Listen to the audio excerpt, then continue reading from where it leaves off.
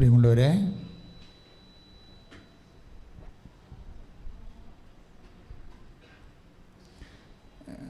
ഉടമ്പടി എടുക്കുമ്പോൾ പലർക്കും ഉണ്ടാകുന്ന ഏറ്റവും രസകരമായ ഒരു അനുഭവം ഈ ദിവസങ്ങളിൽ നടന്ന സാക്ഷ്യങ്ങളെക്കുറിച്ച് പറയുകയാണ്. സാക്ഷ്യവിചാരം തുടങ്ങിയിട്ടാണ് നമ്മളെപ്പോഴും ഉടമ്പടി ധ്യാനം തുടങ്ങുന്നത്. ആദ്യം ഈ വചനവാരഫലം എന്ന് പറഞ്ഞ പോലെ ഈ ആഴ്ചത്തെ മെസ്സേജ്, ഈ ആഴ്ചത്തെ സാക്ഷ്യവിചാരം, അത് തുടങ്ങിയതിന് ശേഷമാണ് നമ്മളുടെ ശുശ്രൂഷകളിലേക്ക് പ്രവേശിക്കുന്നത്. ഈ ആഴ്ചത്തെ ഏറ്റവും നല്ല സാക്ഷ്യം എന്ന് പറയുന്നത്, ഒത്തിരി സാക്ഷ്യങ്ങൾ നല്ലതുണ്ടായിരുന്നു. ഞാനിപ്പോഴും റെഫർ ചെയ്യുന്ന സാക്ഷ്യം ജിദ്ദ എഴുപിന്ന എന്ന് പറയുന്ന ടീച്ചറിൻ്റെ സാക്ഷ്യമാണ്. അതിൻ്റെ അകത്തുള്ള ഫീച്ചേഴ്സ് അനലൈസ് ചെയ്യണം നമ്മൾ, ആ സാക്ഷ്യത്തിൻ്റെ ഫീച്ചേഴ്സ്. അത് നമ്മൾ സാധാരണ ചെയ്യണത് സാക്ഷ്യം തിരഞ്ഞെടുക്കുമ്പോൾ, പ്രത്യേകിച്ച് ഉടമ്പടി അത് യൂട്യൂബിലേക്ക് ഇടുമ്പോൾ, ഒരു 30,000 സാക്ഷ്യം നമുക്കുണ്ട്. അതിൽ 2,000 സാക്ഷ്യമാണ് നമ്മൾ ഉടമ്പടി യൂട്യൂബിൽ ഇടുന്നത്. ഈ 2,000 സാക്ഷ്യങ്ങൾ തന്നെ നമ്മൾ ഇടുന്നത് അതിൻ്റെ ഫീച്ചേഴ്സ് നോക്കിയിട്ടാണ്. ഉടമ്പടി ഫീച്ചേഴ്സ്, ലക്ഷണമൊത്ത സാക്ഷ്യം എന്ന് പറയും. ഉടമ്പടി ലക്ഷണങ്ങളെല്ലാം ഉള്ള സാക്ഷ്യം. അപ്പോൾ ഉടമ്പടി ലക്ഷണം എന്താണ്? ഉടമ്പടിക്ക് ഒത്തിരിയേറെ ലക്ഷണങ്ങളാണ്. ഒന്നാമത്തെ കാര്യം, വാഗ്ദാന ഭൂമി തേടിയുള്ള യാത്രയാണ്.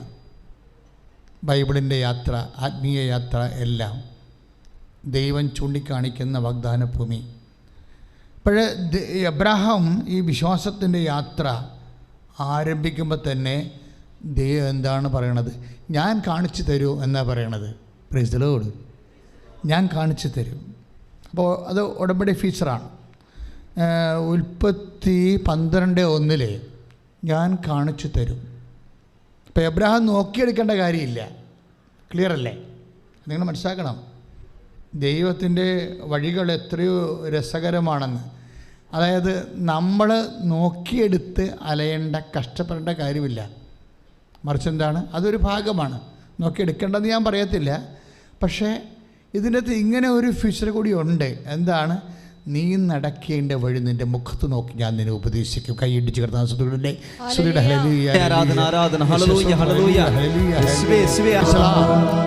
അപ്പം ജിദ്ദയുടെ സാക്ഷ്യത്തിലൊന്നാണ് ഇത്. ഉൽപ്പത്തി 12:1 കണക്ട് ചെയ്തതാണ്. എന്താണ്? ഞാൻ കാണിച്ചു തരും.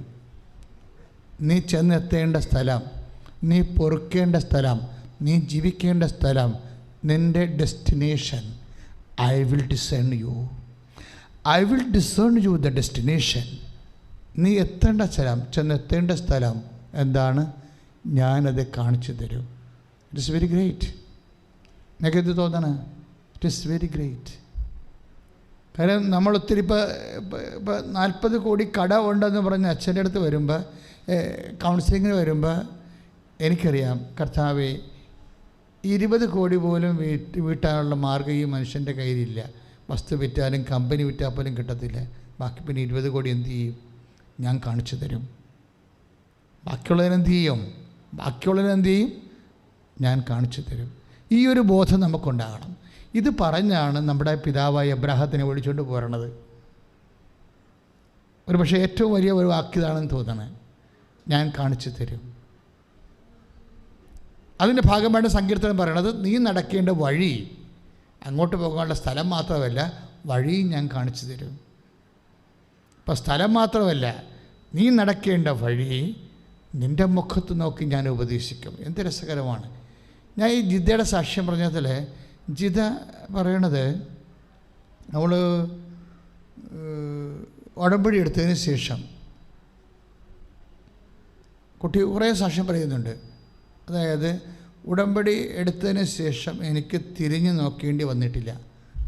അതാണ് ഒരു സാക്ഷ്യം, ഒരു വാക്ക്. അത് ഹൃദ്യമാണ്. നമ്മൾ ആ വിഷയത്തിലേക്ക് വരാം. അവളുടെ വിഷയം എന്താണെന്ന് ഞാൻ പറയാം. അവൾ പറയുന്ന അനുഭവങ്ങൾ, ദൈവാനുഭവങ്ങളെ, ഒരു ഉടമ്പടി എടുക്കുന്ന ദൈവപൈതലിൻ്റെ ദൈവാനുഭവങ്ങൾ അവളുടെ വാക്കിൽ നിന്ന് വരണതാണ്. എന്താ പറയണത്? ഉടമ്പടി എടുത്തതിന് ശേഷം എനിക്ക് തിരിഞ്ഞു നോക്കേണ്ടി വന്നിട്ടില്ലെന്ന്, വേറെ ഒന്നിനിട്ടും നോക്കേണ്ടി വന്നിട്ടില്ല എന്ന്. പിന്നെ രണ്ടാമത് അവൾ പറഞ്ഞ വാക്യം, ഞാൻ എൻ്റെ മാതാവിനെ കൂടെ കൊണ്ട് നടക്കുന്നുണ്ട്. എന്താണ്? ഉടമ്പടിക്ക് ആശീർവാദം. പല ആൾക്കാരും കാശ് രൂപം പോയെന്നൊക്കെ പറഞ്ഞ് വരുന്നുണ്ട്. ഞാനെല്ലാം റീസ്റ്റാർട്ട് ചെയ്യുന്നുണ്ട്. ഉടമ്പടി കാശ് രൂപം ആര് പോയെന്നും പറഞ്ഞ് വന്നാലും ചിലപ്പോൾ അവരുടെ മക്കൾക്കൊക്കെ കൊടുത്തതായിരിക്കും. പക്ഷേ അങ്ങനെ കൊടുക്കാൻ പാടില്ല.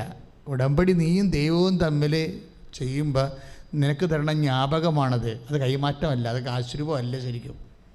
ഇപ്പോൾ ബുദ്ധിയും ബോധവും ഇല്ലാത്ത ചില അമ്മമാർ മക്കൾക്ക് പോകുമ്പോൾ കൊടുത്തു വിടുക ഉറപ്പില്ല. അങ്ങനെ കൊടുക്കാൻ പാടില്ല. അതിന് വേറെ കാശ് രൂപമുണ്ട്. നിങ്ങൾ പറഞ്ഞാൽ തീർച്ചയായിട്ടും അച്ഛൻ തരും. യാത്രയ്ക്കുള്ള കാശ് രൂപം, ജോലിക്കുള്ള കാശ് രൂപം, അങ്ങനെ പറഞ്ഞാൽ ആ വിഷയം കർത്താവിൻ്റെ തിരുസന്നിധി സമർപ്പിച്ച് വെഞ്ചരിച്ച് ആ കാശ് രൂപം തരും. അപ്പോൾ നമ്മൾ ഉടമ്പടി എടുത്തതിൻ്റെ ഒരു പട്ടയം പോലെ കിട്ടണതാണ് നമ്മുടെ കയ്യിരിക്കുന്ന ഉടമ്പടി കാശ് രൂപം.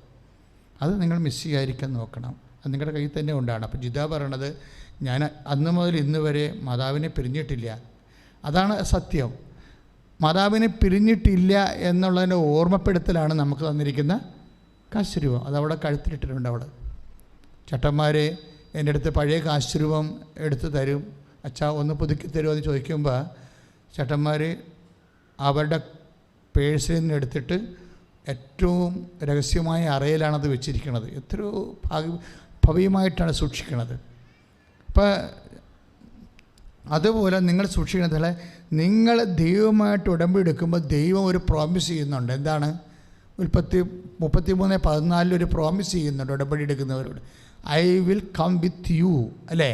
ഞാൻ നിൻ്റെ കൂടെ വരും.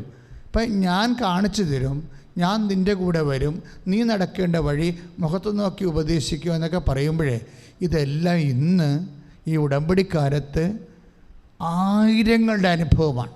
അപ്പോൾ ജിത എന്താ പറഞ്ഞതെന്ന് വെച്ച് കഴിഞ്ഞാൽ, ഇവളിങ്ങനെ ഒരു ഗവൺമെൻറ് സ്കൂളിലൊക്കെ ഒരു സ്കൂളിൽ പഠിപ്പിച്ചുകൊണ്ടിരിക്കുന്ന സമയത്ത് ആണ് ഈ വന്ന് ഉടമ്പടി എടുക്കുന്നത്. പക്ഷേ പഠിപ്പിക്കാനുള്ള അക്രഡിഷൻ കഴിവ്, അതിൻ്റെ ഉള്ള മെറിറ്റ് ഇവർക്കില്ല. പക്ഷെ അത് ആ മെറിറ്റ് ഉള്ള പരീക്ഷ, ഗവൺമെൻറ് പരീക്ഷ എഴുതണമെന്ന് ഇവക്കറിയാനും പാടില്ല. അതാണ് ഏറ്റവും വലിയ രസം. ടീച്ചറാണ്, പക്ഷേ ഈ പരീക്ഷ എഴുതണം. ഇവിടെ എഴുതിയതാണ് 2014 ഈ പരീക്ഷ എഴുതി ഉപേക്ഷിച്ചതാണ്. കേട്ടക്ക് എല്ലാവരും എഴുതിയിട്ടുള്ളതാണ്, ടീച്ചർമാരൊക്കെ എഴുതിയിട്ടുള്ളതാണ്. പക്ഷേ ഇവിടുത്തെ ഈ പെർട്ടിക്കുലർ കേസ് എന്ന് പറയണത്, ഇവൾക്ക് ഈ പരീക്ഷ എഴുതണമെന്ന് അറിയാമായിരുന്നു. ഇവൾ 2012-ലും 2013-ലും 2014-ലും ഒക്കെ കേട്ടൊക്കെ എഴുതിയ ആളാണ്. പക്ഷേ അത് കരകയറാൻ പറ്റണില്ല. Miss got the point. അതാണ് പ്രശ്നം. അവളുടെ ബുദ്ധി കൊണ്ട് കരകയറാൻ പറ്റണില്ല. അവസാനം എന്ത് ചെയ്ത്, അതിന് വന്ന പോലെ വിധി പോലെ അനുഭവം എന്നും പറഞ്ഞ് കേട്ടൊക്കെ ഉപേക്ഷിക്കും. എത്ര കൊല്ലം? 14 2014 എഴുതി ഉപേക്ഷിച്ചതാണ്. പിന്നെ മറന്നും പോയി. ഉള്ളത് ചെറിയ സ്കൂളിൽ വർക്ക് ചെയ്ത് ഉള്ള ശമ്പളം മേടിച്ച് അങ്ങനെ കഴിഞ്ഞു കൂടുകയാണ്. അപ്പോൾ ഇങ്ങനെ. പക്ഷെ ഉടമ്പടി എടുത്തു കഴിഞ്ഞപ്പോൾ ജിത എന്നാ പറഞ്ഞു വെച്ച് കഴിഞ്ഞാൽ, ഉടമ്പടി എടുത്തപ്പോൾ പെട്ടെന്ന് എനിക്കൊരു കോള് വന്ന് ആ ദിവസം ഒരു കൂട്ടുകാരത്തെ വിളിച്ച് പറഞ്ഞു, എടി കേട്ടൊക്കെ എഴുതണില്ലേ? എഴുതിയില്ലെങ്കിൽ വരാൻ പോകുന്ന പ്രശ്നം, നിനക്ക് UP സ്കൂളിലേക്ക് ഇനി അപേക്ഷിക്കാൻ പറ്റത്തില്ലെന്ന് പറഞ്ഞ്. എടി കേട്ടൊക്കെ എഴുതണില്ലേ? ലാസ്റ്റ് പരീക്ഷയാണ്. ഇത് നീ എഴുതണില്ലെങ്കിൽ, ഇത് നമുക്ക് എഴുതാൻ പറ്റണില്ലെങ്കിൽ ഇനി UP സ്കൂൾ എക്സാമിനേഷന് നിനക്ക് പങ്കെടുക്കാൻ പറ്റത്തില്ല എന്ന് പറഞ്ഞു. അപ്പോൾ അവൾ പ്രൈമറി പഠിപ്പിക്കുക. അതിന് ജിത പറയുന്ന മാർഗം, രസമെന്ന് പറയണത്, ഈ കൂട്ടുകാരത്തിയുമായിട്ട് എനിക്ക് 10 കൊല്ലമായിട്ട് നോ കണക്ഷൻ. അതാണ് വിഷയം. Got the point. ഈ കൂട്ടുകാരത്തിയുമായിട്ട്, പെർട്ടിക്കുലർ ഫ്രണ്ടുമായിട്ട് എനിക്ക് 10 കൊല്ലമായിട്ട് നോ കണക്ഷൻ. അവൾ വിളിച്ചിട്ടില്ല, കണ്ടിട്ടില്ല, സംസാരിച്ചിട്ടില്ല, ഫോൺ നമ്പർ പോലും അറിയാൻ പാടില്ല. ഇങ്ങനെ അത് that means as if it he's A stranger. അതുപോലെയാണ്.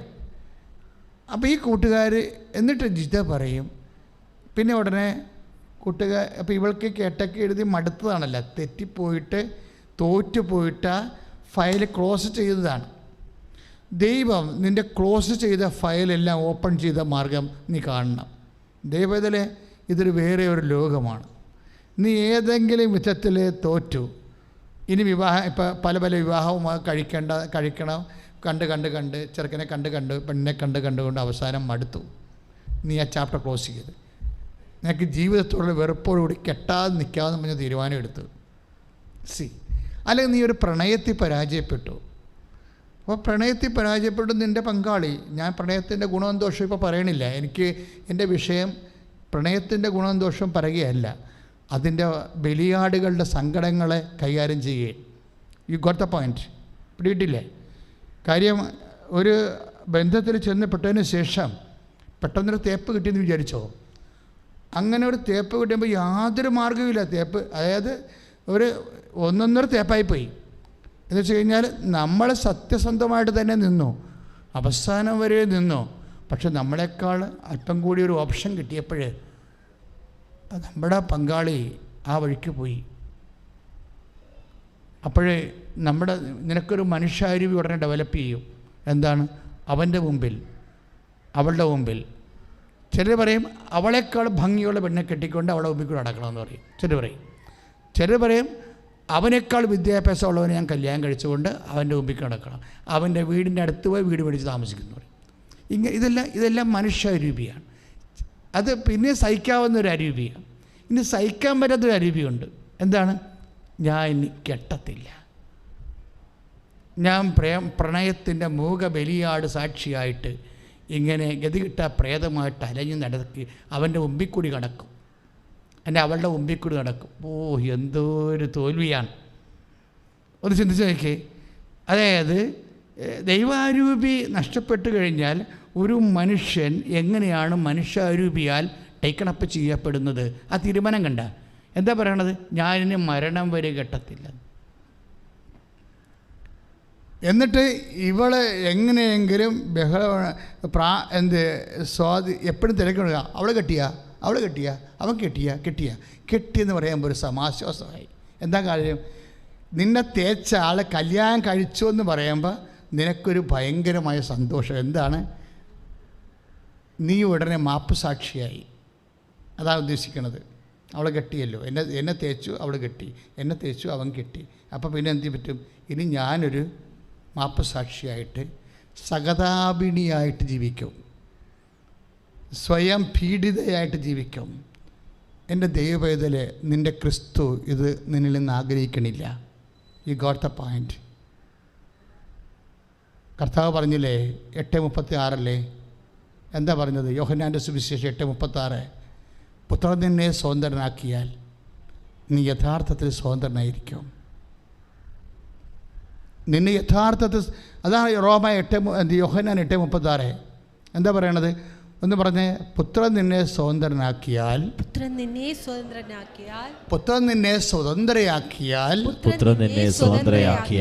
നീ യഥാർത്ഥത്തിൽ സ്വതന്ത്രയായിരിക്കും.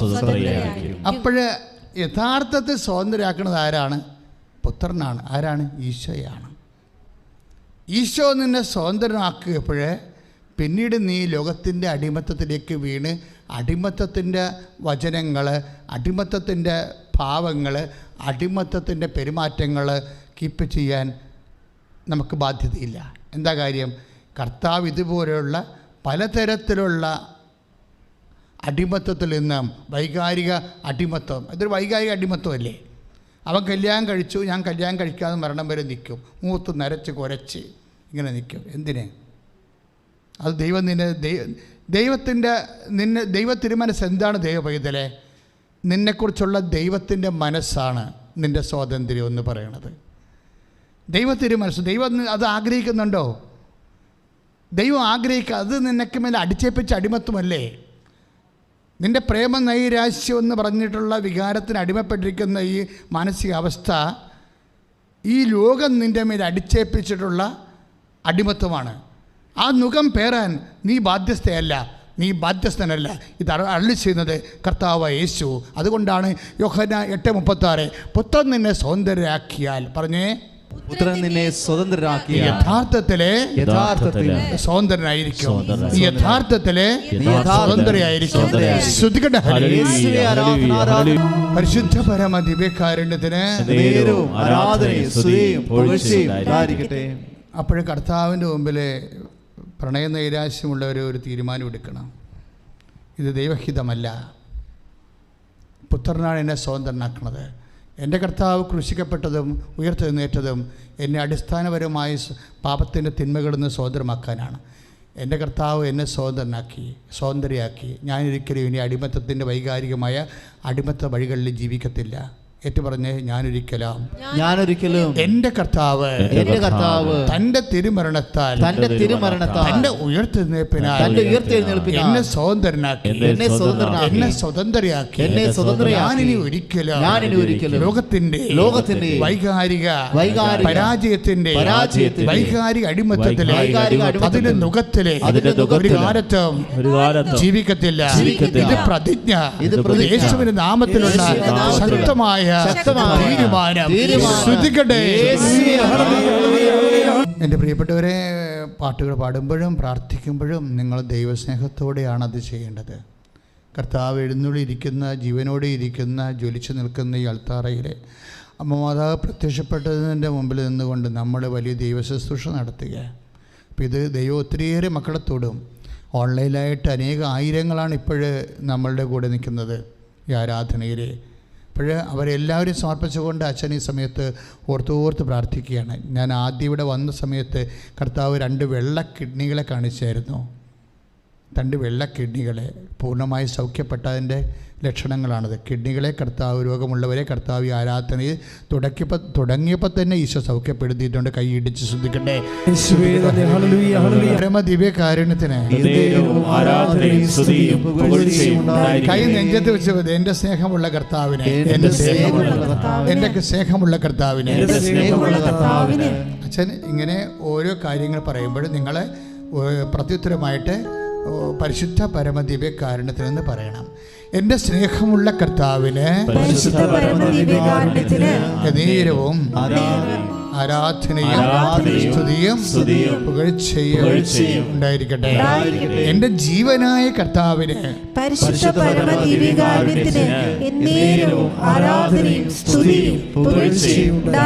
എൻ്റെ സൗഖ്യമായ കർത്താവിന്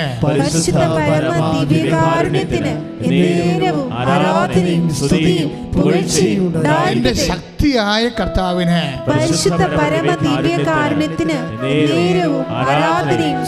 വഴി കാണിച്ചു തന്നെ കർത്താവിന്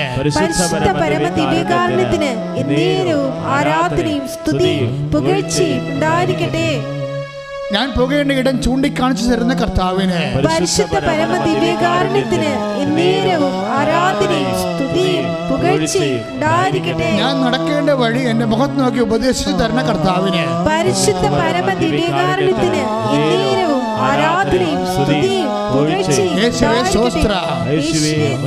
യേശുവേ നന്ദി, യേശുവേ ആരാധന. Hallelujah, hallelujah.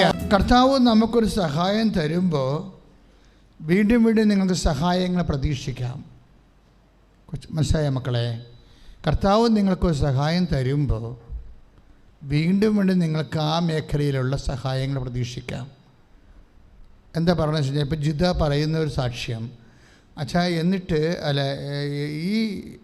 ഈ കൂട്ടുകാരത്തി എന്നെ വിളിക്കുക മാത്രമല്ല, ഞാൻ വളം പരിചയം വെച്ച് തോറ്റ ഒരു പരിപാടിയാണിത് കേട്ടേക്ക് ഒരു കാലത്ത്. ഇപ്പം ഈ കൂട്ടുകാരത്തി എന്നോട് പറയണില്ലേടി ഞാൻ വന്ന് നിന്നെ പഠിപ്പിക്കാമെന്ന് പറഞ്ഞു. 10 ദിവസം അവർ വന്ന് എൻ്റെ വീട്ടിൽ താമസിച്ചു. ഒരു ബന്ധുവില്ലാഞ്ഞ ഒരു ലിങ്കാണ്. വന്ന വരവ് കണ്ടില്ലേ, ഉടമ്പടിയുടെ വരവ് കണ്ടില്ലേ? വെച്ചാൽ ഇവൾ സ്വയം പറയുകയാണ്, ഞാൻ വന്ന് നിൻ്റെ വീട്ടിൽ വന്ന് നിന്നെ പഠിപ്പിക്കാം. അപ്പോഴേ അതിൻ്റെ അർത്ഥം എന്ന് വെച്ചാൽ, ഈ കാലങ്ങളിൽ ദൈവം നമ്മോട് പറയും, ഞാൻ വന്ന് അവനെ സുഖപ്പെടുത്താം എന്ന് ഈശോ പറഞ്ഞില്ലേ? ഇപ്പം ശതാധിപൻ പറഞ്ഞപ്പോഴെന്താ പറഞ്ഞത്? അങ്ങൻ്റെ വീട്ടിൽ എൻ്റെ ഭൃത്യൻ രോഗം പിടിപെട്ട് കിടപ്പിലാണെന്ന് പറഞ്ഞപ്പോൾ സെക്കൻഡുകൾ ഈശോ എന്താ പറഞ്ഞത്? ഞാൻ വന്ന് അവനെ സുഖപ്പെടുത്താം. അപ്പോൾ ഇക്കാലങ്ങളിൽ ഈ നമ്മളുടെ ജീവിതത്തിൻ്റെ ആവശ്യത്തിന് വേണ്ടി കൂട്ടുകാർ വന്നാലും പരിചയമില്ലാത്ത ആൾക്കാർ അതേസമയം തന്നെ സത്യസന്ധമായ വിഷയത്തോടെ ഇടപെട്ട് കഴിഞ്ഞാൽ നിങ്ങൾ അതിൻ്റെ അകത്തെല്ലാം ദൈവത്തിൻ്റെ കാര്യങ്ങൾ കാണണം. പറഞ്ഞ മനസ്സിലായില്ലേ? ചെന്ന് പൊട്ടത്തരം കാണിക്കുന്നതല്ല പറഞ്ഞത്. ബുദ്ധിബോധം ഇല്ലാത്തതിനൊക്കെ വിളിച്ചാൽ വീടിൻ്റെ അകത്ത് കയറ്റിയില്ലാത്ത പ്രശ്നം ഉണ്ടാക്കണമെന്നല്ല പറഞ്ഞത്. ഞാനെപ്പോഴും ആമ്പിള്ളേരോട് പറയും, കൂട്ടുകാരെയൊക്കെ വീട്ടിൽ കൊണ്ടുപോകാൻ കൊള്ളാം, പക്ഷേ മെനയില്ലാത്തവന്മാരെ കൊണ്ടുവന്ന പെങ്ങളെ അടിച്ചുകൊണ്ട് പോകുമെന്ന് പറയും. അത് ഞാൻ എൻ്റെ സ്വഭാവം അനുസരിച്ച് നേരെ ഉള്ളത് നേരെ അങ്ങോട്ട് പറയും. നമ്മൾ വിവേകം കാണിക്കേണ്ട പാട്ടിലേക്ക് വിവേകം കാണിക്കണം. പക്ഷേ ഇതിന് വിവേചനം വേണം. നമുക്ക് പരിശുദ്ധാത്മാവിൻ്റെ വിവേകം മാത്രം പോരാ, വിവേചനം വേണം. എന്ത് സ്പിരിറ്റാണ്, ആര് നമ്മളോട് സംസാരിച്ചാലും എന്ത് സ്പിരിറ്റാണ് വർക്ക് ചെയ്യുന്നത്, അതിനാണ് വിവേചനം എന്ന് പറയുന്നത്. What spirit Leeds U? കർത്താവ് ചോദിച്ചൊരു ചോദ്യമാണ്. കർത്താവ് ചോദിച്ച ചോദ്യം എന്ത് വിഷയം? ഒരു ക്രിസ്ത്യാനിയായി ജീവിക്കാൻ വേണ്ടിയുള്ള ഏറ്റവും വലിയ ചോദ്യം ഇതാണ്. എന്ത് നീ ചെയ്താലും, നീ ഒരു പാടിയാലും, നീ ഒരു മെസ്സേജ് വിട്ടാലും, ഇപ്പം ചിലർ മെസ്സേജ് വിടത്തില്ല അങ്ങോട്ടും ഇങ്ങോട്ടും. അപ്പം നോക്കുമ്പോൾ വലിയ കുഴപ്പമില്ലാത്തൊരു മെസ്സേജാണ്. ഒരു സഹപ്രവർത്തകനെ ഒരു മെസ്സേജ് കാണിച്ചു, അച്ഛാ ഇതിൻ്റെ അകത്ത് വല്ല കുഴപ്പമുണ്ടാന്ന് ചോദിച്ചു വാട്സപ്പിൽ. ഞാൻ പറഞ്ഞു, ചെമ്പരത്തിപ്പൂവും കേശവും അല്ലേ, ഇത് മൊത്തം കുഴപ്പമാണെന്ന് പറഞ്ഞു. എന്താ കാര്യം? അതെന്ത് സ്പിരിറ്റാണത്? അത് വിവേചനമാണ് ഇതിനകത്ത് വരണത്. വിവേചനം. നമ്മൾ നോക്കുമ്പോൾ ഒരു ചെമ്പരത്തിപ്പൂവാണ്, ഒരു കുഴപ്പമില്ല, പക്ഷെ മൊത്തം കുഴപ്പമായിരിക്കും. എന്താ കാര്യം? 9:55. എന്ത് 9:55? What spirit Leeds U? എന്ത് അരൂപിയാണ് നിങ്ങളെ നയിക്കുന്നത് എന്ന് വെച്ച് കഴിഞ്ഞാൽ, പലപ്പോഴും ട്രാപ്പ് ചെയ്യുമ്പോൾ നല്ല കാര്യങ്ങൾ വെച്ചുകൊണ്ടാണ് ആൾക്കാർ മോശം കാര്യങ്ങൾ സാധിച്ചെടുക്കുന്നത്. ഇതിനാ ട്രാപ്പിംഗ് എന്ന് പറയുന്നത്. ഇതുകൊണ്ടാണ് ഈശോ പറഞ്ഞത്, ആദ്യമേ പറഞ്ഞത്, നിങ്ങൾ സർപ്പങ്ങളെപ്പോലെ വിവേകമുള്ളവരായിരിക്കണം, നിഷ്കളങ്കരായിരിക്കണം. നിങ്ങൾക്ക് കയ്യിൽ നിന്ന് കുറ്റം വരരുത്, പക്ഷേ അതേസമയം ആരായാലും നിങ്ങൾ വിവേകം കാണിക്കണം. പക്ഷേ അതിൻ്റെ കൂടെ തന്നെയുള്ളതാണ് വിവേചനം. What spirit Leeds U? 9-ാം അധ്യായം വിശുദ്ധ ലൂക്കാസ് സുവിശേഷം 9-ാം അധ്യായം 55-ാമത്തെ വാക്യം. 55 ഇട്ടിട്ട് താഴെ ടിപ്പണി കിടക്കുന്നുണ്ട്. ഞാൻ എപ്പോഴും പറയുന്നൊരു വാക്കാണിത്, കാര്യം ഇത് ഏറ്റവും ടോപ്പ് സാധനമാണ്. ബൈബിളിലെ നിഗൂഢ വചനം, ഒക്കൾട്ട് വേർഡാണ്. എന്ന് വെച്ചാൽ അതിവിലപിടിപ്പുള്ള കാര്യങ്ങളെല്ലാം ബൈബിളിൽ പൂർത്തി വച്ചേക്കും. This is occult, hidden treasure എന്ന് പറയും. അതായത് ബൈബിളിൻ്റെ ഒരു നേച്ചറാണത്. അതായത് ഏറ്റവും വിലപിടിപ്പുള്ള സംഭവങ്ങളെല്ലാം ബൈബിൾ കുഴിച്ചിട്ടേക്കും. അതുപോലെ ടിപ്പണിയിലാണ് കിടക്കണത്. ഈ വാക്ക് 9:55 കിടക്കണത് ടിപ്പണിയിലാണ്. എന്ന് വെച്ച് കഴിഞ്ഞാൽ ഫുട് നോട്ടിലാണ് കിടക്കണത്, നേരെ കിടക്കണില്ല. അത് കാരണം ആരും കാണത്തില്ല, താഴെ വായിച്ചതേ കിട്ടത്തുള്ളൂ. വിശുദ്ധ ലൂക്കാൻ്റെ സുവിശേഷം താഴെ വായിക്കണം. അപ്പോഴേ പറയും, ഇത് ടിപ്പണിയിൽ പറയും, കർത്താവ് ചോദിച്ചത് എന്ത് അരൂപിയാണ് നിന്നെ നയിക്കുന്നത്? മനസ്സിലായി? അത് ടിപ്പണിയിലാണ്. ഇപ്പം നമ്മൾ 13 വിശുദ്ധ മത്തായി ശ്ലീഹായുടെ സുവിശേഷം 13-ാം അധ്യായം വായിക്കുമ്പോൾ അതിനകത്ത് നിധിയെക്കുറിച്ച് പറയുന്നുണ്ട്. നിധി എന്ത് ചെയ്യും? നിധി കുഴിച്ചിട്ടേക്കും.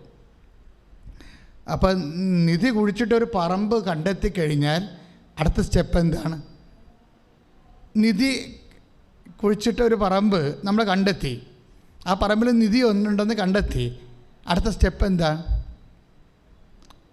അത് മറച്ചിട്ടും പോയി തനിക്കുള്ളതെല്ലാം വിറ്റ് അല്ല, നേരെ അങ്ങോട്ട് പോയി കുഴിക്കാൻ പറ്റത്തില്ല. നിധി എടുക്കണ അങ്ങനെ, നിധി എടുക്കണ രീതി അതാണ്. ബൈബിളിൽ നിധി എടുക്കണ വിധം ഇതാണ്.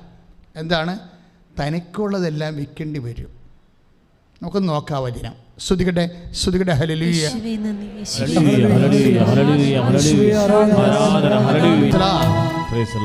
13 വിശുദ്ധ മത്തായി ശ്ലീഹായുടെ സുവിശേഷം 13:44. വിശുദ്ധ മത്തായി ശ്ലീഹായുടെ സുവിശേഷം 13:44. സ്വർഗരാജ്യം വയലിൽ ഒളിച്ചു വച്ചിരിക്കുന്ന നിധിക്ക് തുല്യം. Occult treasure, hidden treasure. നിധിയായത് കാരണം എന്താ സംഭവിച്ചിരിക്കുന്നത്? എക്സ്പോസ് ചെയ്യത്തില്ല, പിന്നെ ഇതേയും ഹിഡൻ ചെയ്യും. രക്ഷയ്ക്ക് അങ്ങനെ 2 വിഷയമുണ്ട് നമ്മുടെ ജീവിതത്തിലുണ്ട്. ഹിഡൻ ആയിട്ടുള്ള ട്രഷറുണ്ട്, എക്സ്പോസ്ഡ് ട്രഷറുണ്ട്. നമ്മുടെ ജീവിതാനുഭവങ്ങളിൽ അത് വരും. ഈശോ പറയുകയാണെങ്കിൽ ഞാനത് പറഞ്ഞു തരാം നിങ്ങൾക്ക്. ഇപ്പം നമ്മളിതിൽ പോവുകയാണ്. സ്വകരാജ്യം പറഞ്ഞ് വയലിൽ ഒളിച്ചു വെച്ചിരിക്കുന്ന നിധിക്ക് തുല്യം. അത് കണ്ടെത്തുന്നവൻ അത് മറച്ചു വെക്കുകയും സന്തോഷത്തോടെ പോയി തനിക്കുള്ളതെല്ലാം വിറ്റ് വയൽ വാങ്ങുകയും ചെയ്യും. ഈ നിധി കർത്താവാണ്. ക്രിസ്തുവിനെ സ്വീകരിക്കാനുള്ള ഒരു മാർഗം പറയുകയാണ്. എന്ത് ചെയ്യണം? ക്രിസ്തുവിന് ഇറ്റ്സ് വെരി കോസ്റ്റ്ലി. ഇപ്പം നിങ്ങൾക്ക് ചില കാര്യങ്ങൾ ജീവിതത്തിൽ നിങ്ങൾ ഉടമ്പടി വെച്ചൊരു കാര്യം, ഇപ്പോൾ ഉടമ്പടിയുടെ രീതി അറിയാമല്ലോ, ആൾക്കാർ നടക്കില്ലെന്ന് അവർക്ക് തോന്നണ കാര്യം അവർ വെക്കും, പക്ഷെ കർത്താവ് അത് നടത്തും. അതാണ് രസം. എന്നുവെച്ചാൽ നിൻ്റെ വിശ്വാസത്തെ കർത്താവ് പരീക്ഷിക്കുന്നതാണത്. പക്ഷെ അതേസമയം തന്നെ ചില അത്യാവശ്യം നടക്കേണ്ട കാര്യം ബാക്കി എല്ലാവരും പറഞ്ഞാൽ ബാക്കിയെല്ലാം നടന്ന് 5 കാര്യവും നടന്നു. ഞാൻ പക്ഷെ വന്നത് ഈ ഒരു കാര്യത്തിന് വേണ്ടിയാണ്. അതിപ്പോഴും നടന്നിട്ടില്ല. മകളുടെ കല്യാണം ഇപ്പോഴും നടന്നിട്ടില്ല. ആ സ്ഥലം ഇപ്പോഴും വിറ്റിട്ടില്ല. ഇപ്പം കല്യാണം ഇപ്പോഴും നടന്നിട്ടില്ലെന്ന് പറഞ്ഞാൽ തീർച്ചയായിട്ടും ഓറഞ്ച് ചീട്ടാണെങ്കിൽ ഞാൻ മെസ്സേജ് എടുക്കും, കല്യാണം എപ്പം നടക്കുമെന്ന് പറഞ്ഞു കൊടുക്കും. ഇവരുടെ ആവശ്യമില്ല ആ മനുഷ്യൻ കിടന്ന് വിഷമിക്കേണ്ട കാര്യമില്ലല്ലോ. പിന്നെ എന്നോട് ചോദിക്കേണ്ട ചോദ്യങ്ങൾക്കെല്ലാം ഞാൻ ഈശോ തന്നെ മറുപടി പറഞ്ഞു കൊടുക്കും. നിങ്ങൾക്ക് സാക്ഷ്യങ്ങളൊക്കെ പറയാൻ പറ്റുമല്ലോ. ഓരോ കാര്യങ്ങൾ അച്ഛൻ പറഞ്ഞ കാര്യങ്ങളെ കുറിച്ച് ആൾക്കാർ സാക്ഷ്യം പറയാറുണ്ട്. അത് മനഃപൂർവ്വം പറയണതല്ല. അത് നിങ്ങൾ വരുമ്പോൾ കർത്താവിൻ്റെ മനസ്സിൽ ഡിവോയ്ഡ് ഓഫ് എനി പ്രഷർ, ഒരു പ്രഷറും സമ്മർദ്ദവും ചിന്തയും ഒന്നും ഇല്ലാതെ കേവലമായിട്ട് കർത്താവ് എനിക്ക് ഓർപ്പിച്ചു തരും. ഇതാണ്. അപ്പോൾ എനിക്ക് മനസ്സിലാവും അത് മനുഷ്യ അരൂപിയിൽ നിന്നുള്ളതല്ല, ദൈവാരൂപിയിൽ നിന്നുള്ളതാണ്. അപ്പോൾ ഞാൻ പറയും ഇതാണ് സംഭവം, ഇന്ന സമയത്ത് നടക്കും, ഇന്ന് വിഷമിക്കേണ്ട കാര്യമില്ല എന്ന് പറയും. പക്ഷെ ചില കാര്യങ്ങൾ നടക്കത്തില്ല. ഇപ്പോൾ ചിലപ്പോൾ അച്ഛാ എല്ലാം നടന്ന്, കല്യാണം നടന്ന്, മക്കൾക്ക് ജോലിയും കിട്ടി, പക്ഷേ വസ്തു വിറ്റിട്ടില്ലെന്ന് പറയും. ഇൻ കേസ് അത് വിൽക്കാൻ ലാഗ് ചെയ്യുകയാണ്, നീളുകയാണെങ്കിലും വിൽക്കാതെ ഇരിക്കുകയും ചെയ്യണമെങ്കിൽ എൻ്റെ മക്കൾ ചെയ്യേണ്ട 2 കാര്യങ്ങളുണ്ട്. ഒന്ന്, അതിലും നിങ്ങളുടെ ശ്രദ്ധ മാറ്റണം. കാര്യം എന്താണ്? ദൈവം വേറെ എന്തോ വഴി, ഇതിന് ഓപ്ഷൻ ആയിട്ടുള്ള മറ്റൊരു വഴി കണ്ടുപിടിച്ചിട്ടുണ്ട്.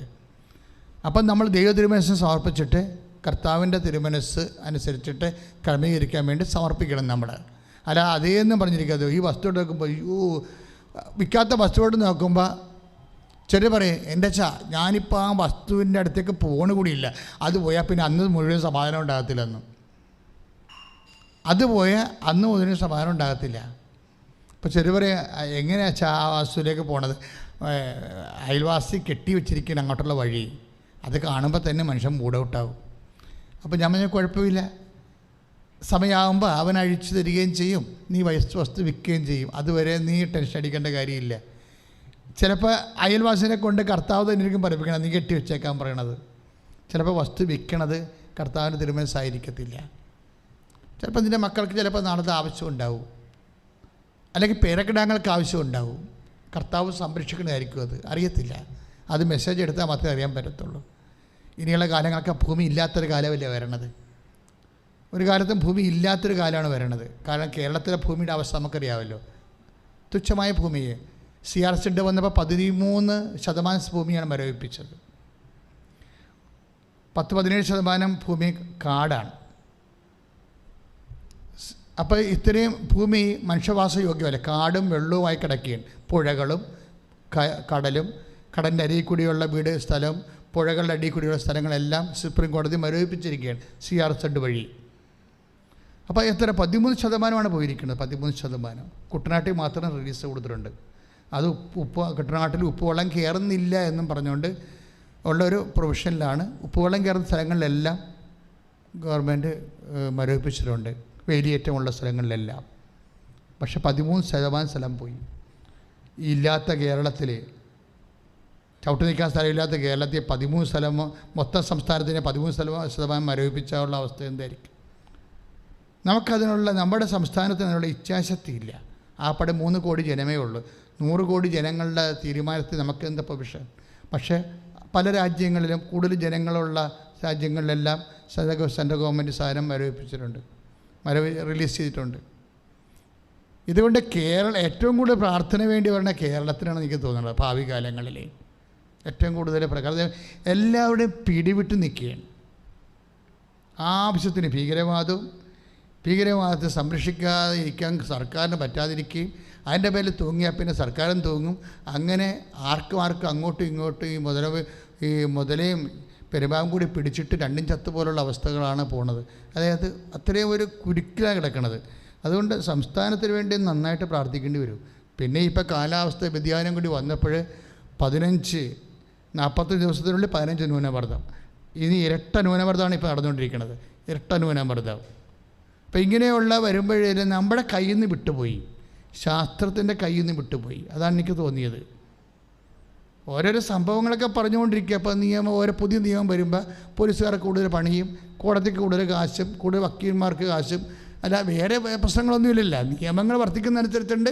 പോലീസുകാർക്ക് കൂടുതൽ കാശ് കിട്ടും, വക്കീൽമാർക്ക് കൂടുതൽ കാശ് കിട്ടും, ഗുമസ്തന്മാർക്ക് കൂടുതൽ കാശ് കിട്ടും, ജനങ്ങൾ വലയുകയും ചെയ്യും. അപ്പോൾ ഇങ്ങനെ നിങ്ങൾ നിയമം ഒന്ന് വർദ്ധിച്ച് നോക്കണം. നമ്മൾ കോടതിയിലൊക്കെ ഞാനെപ്പോഴും കോടതിയിൽ പോകുന്ന ആളാണ്. 2 കേസുണ്ട്.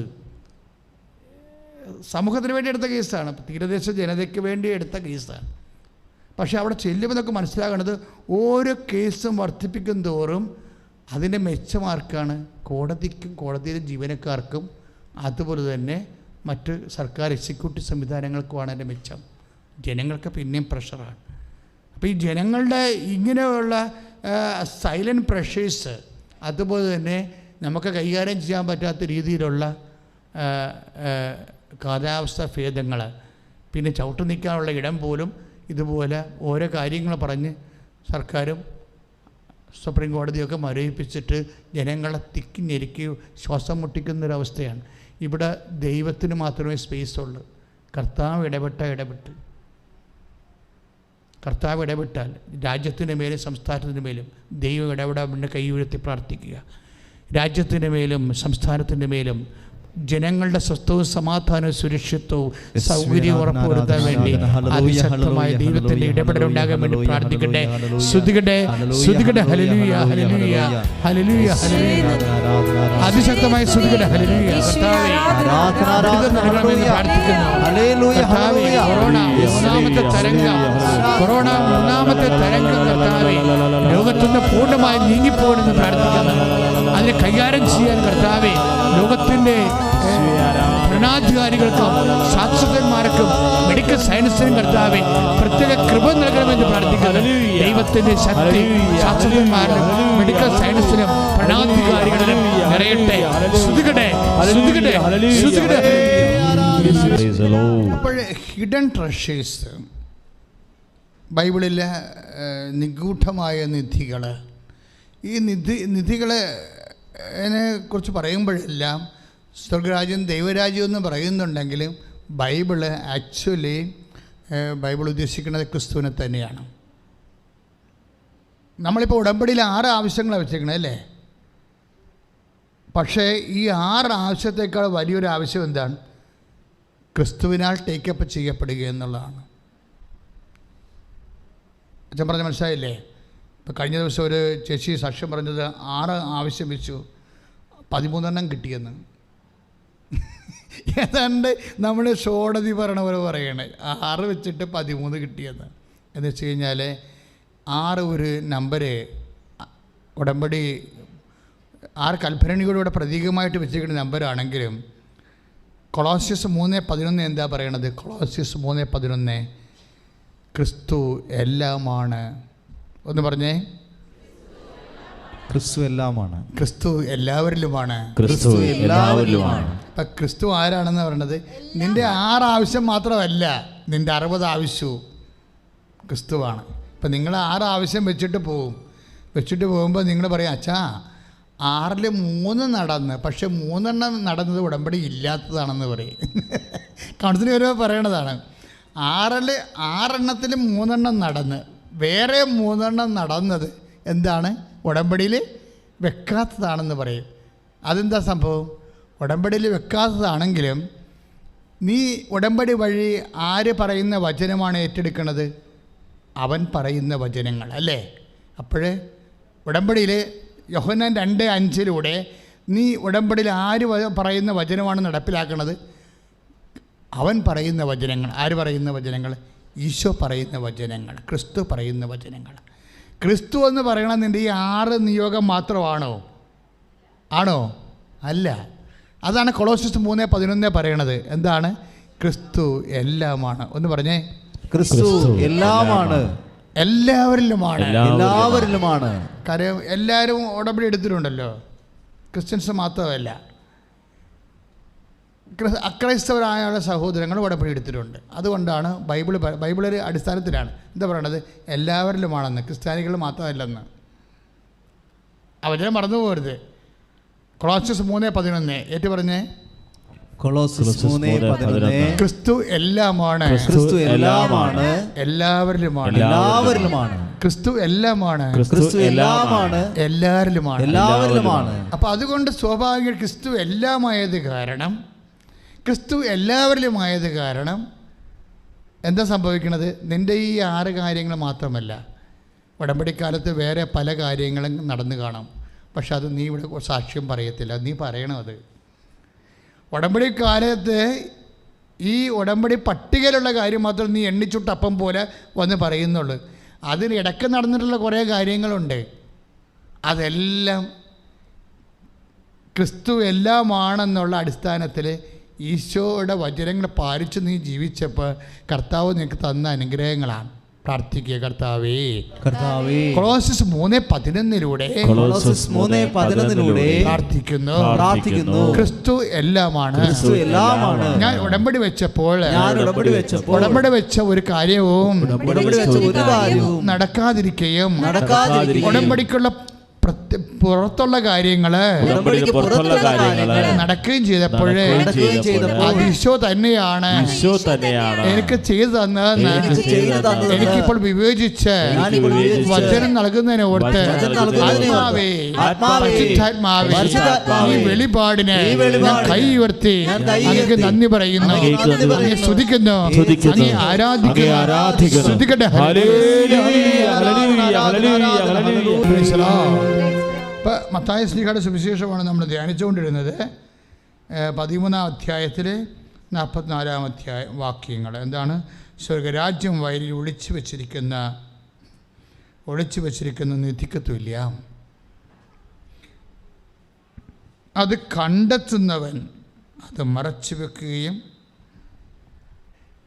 സന്തോഷത്തോടെ പോയി തനിക്കുള്ളതെല്ലാം വിറ്റ് ആ വയൽ വാങ്ങുകയും ചെയ്യുന്നു. ക്രിസ്തുവിനെ സ്വന്തമാക്കാൻ എന്ത് ചെയ്യണമെന്നാണ് പറയണത്? കുറച്ച് കാര്യങ്ങൾ നമ്മൾ വിറ്റ് കളയണമെന്നോ? പിടിയാ. ക്രിസ്തുവിനെ സ്വന്തമാക്കാൻ, സ്വർഗരാജ്യം എന്ന് പറയുന്നത് എന്താണ്? ദൈവരാജ്യം എന്ന് പറയുന്നത് എന്താണ്? ക്രിസ്തുവാണ്. ഇപ്പം ക്രിസ്തുവിനെ സ്വന്തമാക്കാൻ ക്രിസ്തുവിൻ്റെ ഗുണം എന്താണ്? ക്രിസ്തു എല്ലാമാണ്. ഈ 6 കാര്യം മാത്രമല്ല, ഉടമ്പടിയിലുള്ള 6 കാര്യം മാത്രമല്ല, ക്രിസ്തു എല്ലാമാണ്. നിനക്കാവശ്യമായ എല്ലാം, ഇഹത്തിലും പരത്തിലും ക്രിസ്തു എല്ലാമാണ്. ഈ ക്രിസ്തുവിനെ സ്വന്തമാക്കാൻ എന്ത് ചെയ്യണമെന്നാണ് പറയണത്? ഇപ്പോൾ ഈശോ തന്ന വചനമല്ലേ? ഇപ്പോൾ നമ്മൾ ശുശ്രൂഷിച്ചുകൊണ്ടിരിക്കുന്ന സമയത്ത് പരിശുദ്ധാത്മാവ് നൽകിയ വെളിപാട് വചനമാണ്. എന്താണത്?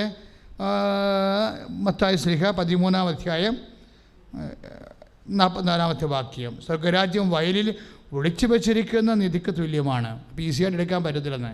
ഒളിച്ചു വെച്ചിരിക്കണത് ബോധപൂർവം ഒളിച്ചു വെച്ചിരിക്കുകയാണ്. അപ്പോൾ ഈസിയായിട്ട് എടുക്കാൻ പറ്റത്തില്ല. We have to pay. നമ്മൾ അതിനു വേണ്ടി മുതൽ മുടക്കണം. പിടിയാ. എന്തെങ്കിലും മുടക്കാതെ ഈസിയായിട്ട് കിട്ടത്തില്ല. എന്തെങ്കിലും മുടക്കാതെ, നമ്മുടെ കയ്യിൽ നിന്ന് മുതൽ മുടക്കില്ലാതെ ഈസിയായിട്ട് ക്രിസ്തുവിനെ കിട്ടത്തില്ല. ഉടമ്പടി മുതൽ മുടക്കേണ്ട ഒത്തിരി കാര്യങ്ങൾ പറയുന്നുണ്ട്, എന്തൊക്കെ മുടക്കണമെന്ന് പറയുന്നുണ്ട്. ഇപ്പം എന്താ പറയണത്? അത് മറച്ചു വെക്കുകയും സന്തോഷത്തോടെ പോയി തനിക്കുള്ളതെല്ലാം വിറ്റ് ആ വയൽ വാങ്ങുകയും ചെയ്യുന്നു. തനിക്ക് ഉണ്ടായിരുന്ന സ്വന്തം കാര്യങ്ങളല്ലേ, അതൊക്കെ കുറേയൊക്കെ വിൽക്കേണ്ടി വരുമെന്ന്. കുറേ തനിക്കുള്ളതെല്ലാം എന്നാ, കുറേയൊക്കെ ഒന്നുമല്ല, എല്ലാം തനിക്കുള്ളതെല്ലാം വിറ്റ് എന്ന് പറഞ്ഞ് സന്തോഷത്തോടെ പോയി തനിക്കുള്ളതെല്ലാം വിറ്റ് ആ വയൽ വാങ്ങുന്നു. ഇത് മത്തായി ശ്ലീഹയുടെ സുവിശേഷം 13:44 എന്ന് പറഞ്ഞ് സന്തോഷത്തോടെ പോയി തനിക്കുള്ളതെല്ലാം വിറ്റ് ആ വയൽ വാങ്ങുന്നു. ഇപ്പം ക്രിസ്തുവിനെ വാങ്ങുന്നതിന് വേണ്ടി എന്താ ചെയ്യണത്? സ്വീകരിക്കുന്നതിന് വേണ്ടി എന്താ ചെയ്യണത്? തനിക്കുള്ളതെല്ലാം വിൽക്കുന്നു. എങ്ങനെയാണ്? മോന്തം കയറ്റി വിൽക്കുകയല്ല. ബൈബിൾ വളരെ രസമാണ്.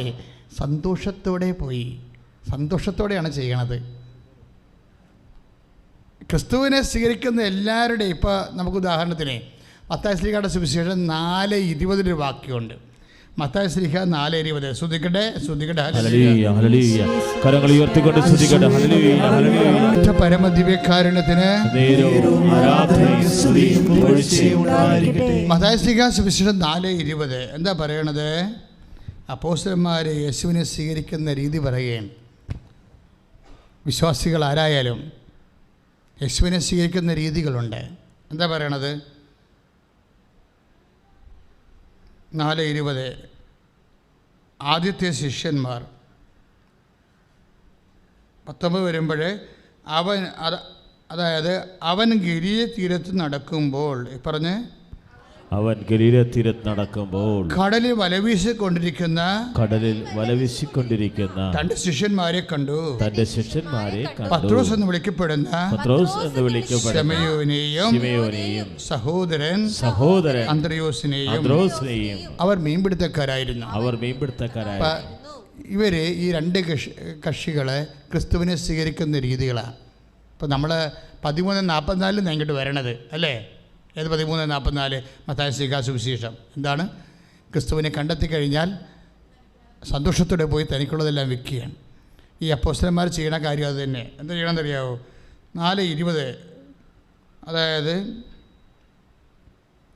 19 വരെ 4:19 അവൻ അവരോട് പറഞ്ഞു, എന്നെ അനുഗമിക്കുക, ഞാൻ നിങ്ങളെ മനുഷ്യരെ പിടിക്കുന്നവരാക്കാം.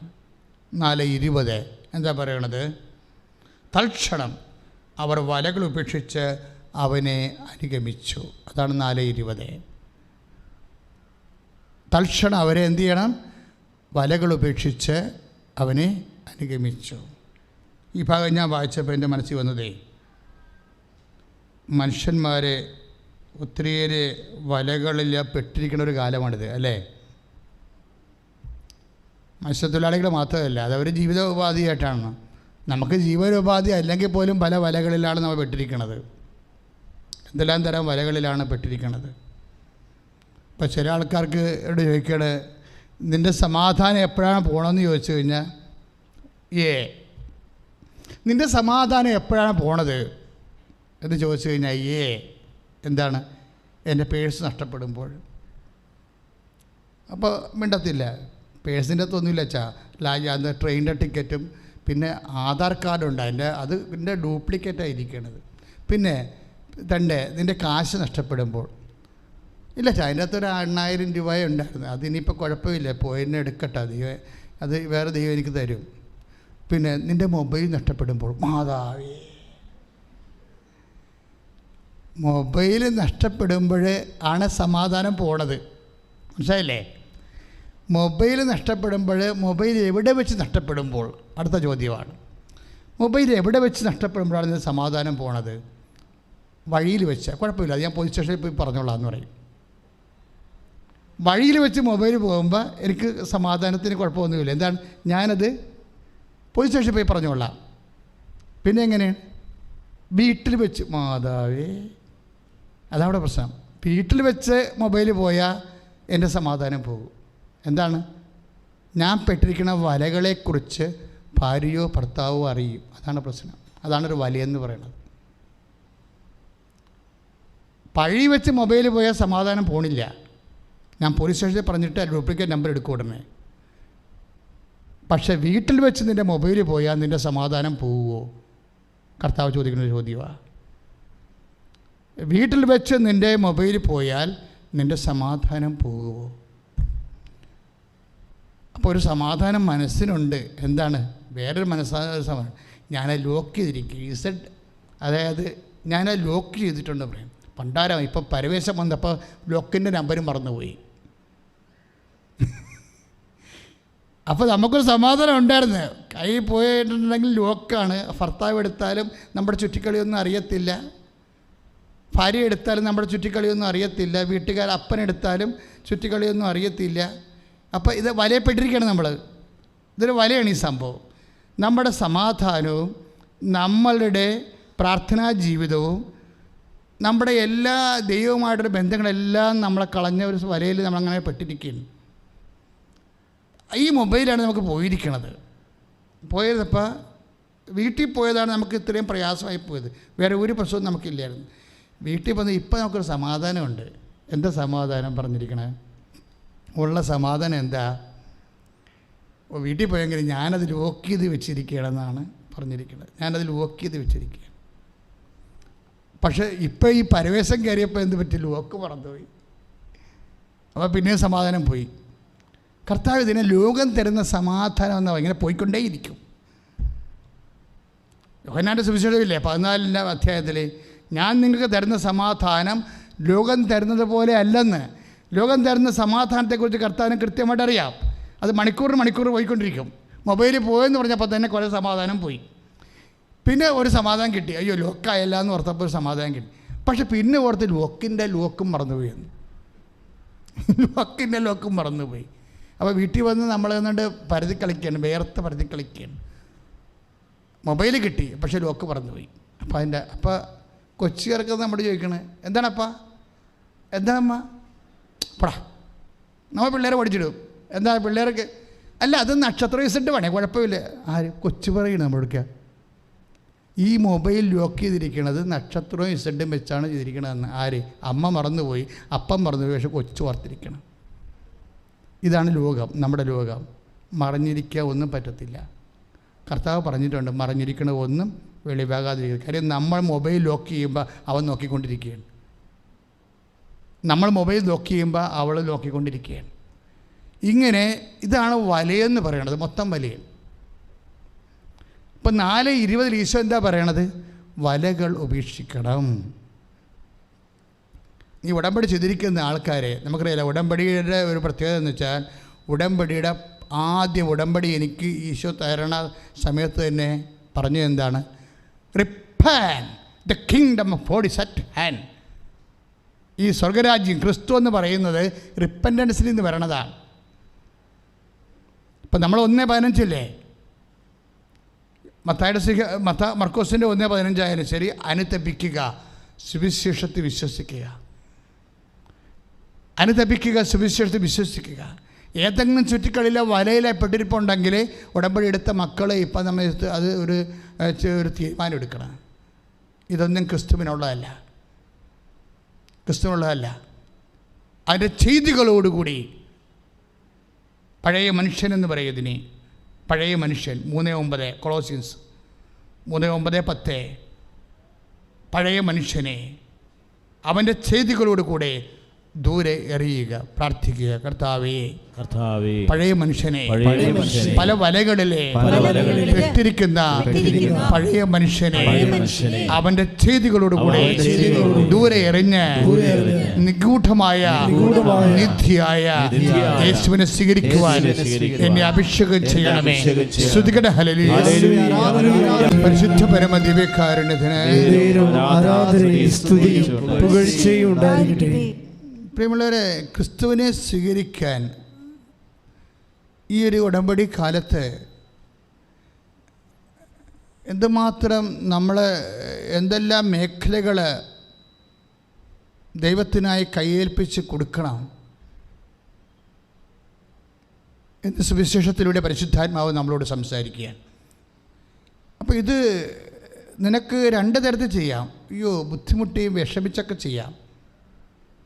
ഇനിയിപ്പോൾ ഒരു ലഹരി പദാർത്ഥങ്ങൾ ഉപയോഗിക്കുന്ന ആളാണെങ്കിൽ നിൻ്റെ ബുദ്ധിബോധമൊക്കെ മയക്കിക്കളയുകയും പരിശുദ്ധാത്മാവ് പ്രവർത്തിക്കാൻ തടസ്സപ്പെടുകയും ചെയ്യുന്ന ഈ തിന്മയിൽ നിന്ന് രക്ഷപ്പെടാൻ കർത്താവ് പറയണത്, നിനക്ക് ദുഃഖത്തോടെ അതിനെ ഉപേക്ഷിക്കാതിരിക്കാം. കാര്യം ഒരു യുവാവ് ദുഃഖത്തോടെ വിട്ടുപോകുന്നുണ്ട്. സമ്പത്തിൻ്റെ പേരിൽ ദുഃഖത്തോടെ വിട്ടുപോകും. ഇവിടെ പറഞ്ഞിരിക്കുന്നത് സന്തോഷത്തോടെ പോയി തനിക്കുള്ളതെല്ലാം വിറ്റെന്നാണ് പറയണത്. ദൈവ തിരുസന്നിധി മനുഷ്യന് ദുഃഖത്തോടെയും ചെയ്യാം. ഇപ്പം നിൻ്റെ ഒരു പഴയ നമ്മളെ നാട്ടുകാർ പറയണ പോലെയുള്ള നിനക്ക് വലിയ ഗുണമൊന്നുമില്ല, എങ്കിലും ചുമ്മാ ഒരു രസത്തിനൊരു ബന്ധം കിടക്കുകയാണ്. എപ്പോഴായാലും നീ പണിമേടിക്കുന്ന കാര്യത്തിൽ ഉറപ്പാണ്.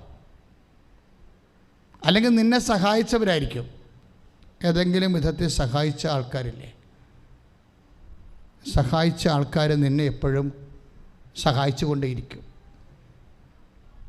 പീഡിയ നിന്നെ ഏതെങ്കിലും വിധത്തിൽ സഹായിച്ച ആൾക്കാർ നിന്നെ വീണ്ടും ദൈവത്തിൽ നിന്ന് അകറ്റാൻ സഹായിച്ചു കൊണ്ടേയിരിക്കും. You must uphold this point. നിന്നെ ഏതെങ്കിലും വിധത്തിൽ ഭൗതികമായി സഹായിച്ചുള്ള വ്യക്തികളെ നിന്നെ പലപ്പോഴും ദൈവത്തിൽ നിന്ന് അകറ്റാൻ സഹായിച്ചു കൊണ്ടേയിരിക്കും. അതിന് ജനസ്വരം എന്ന് പറയും ബൈബിളിൽ. ജനസ്വരം ഏറ്റവും കൂടുതൽ അനുഭവിക്കുന്ന NRIക്കാരാണ്. സൗദി രാജ്യങ്ങളൊക്കെ ജീവിക്കുന്നവരും അതുപോലെ തന്നെ യൂറോപ്യൻ രാജ്യങ്ങൾക്ക് ജീവിക്കുന്നവരും ഒറ്റപ്പെട്ട് ജീവിക്കുന്നവരും.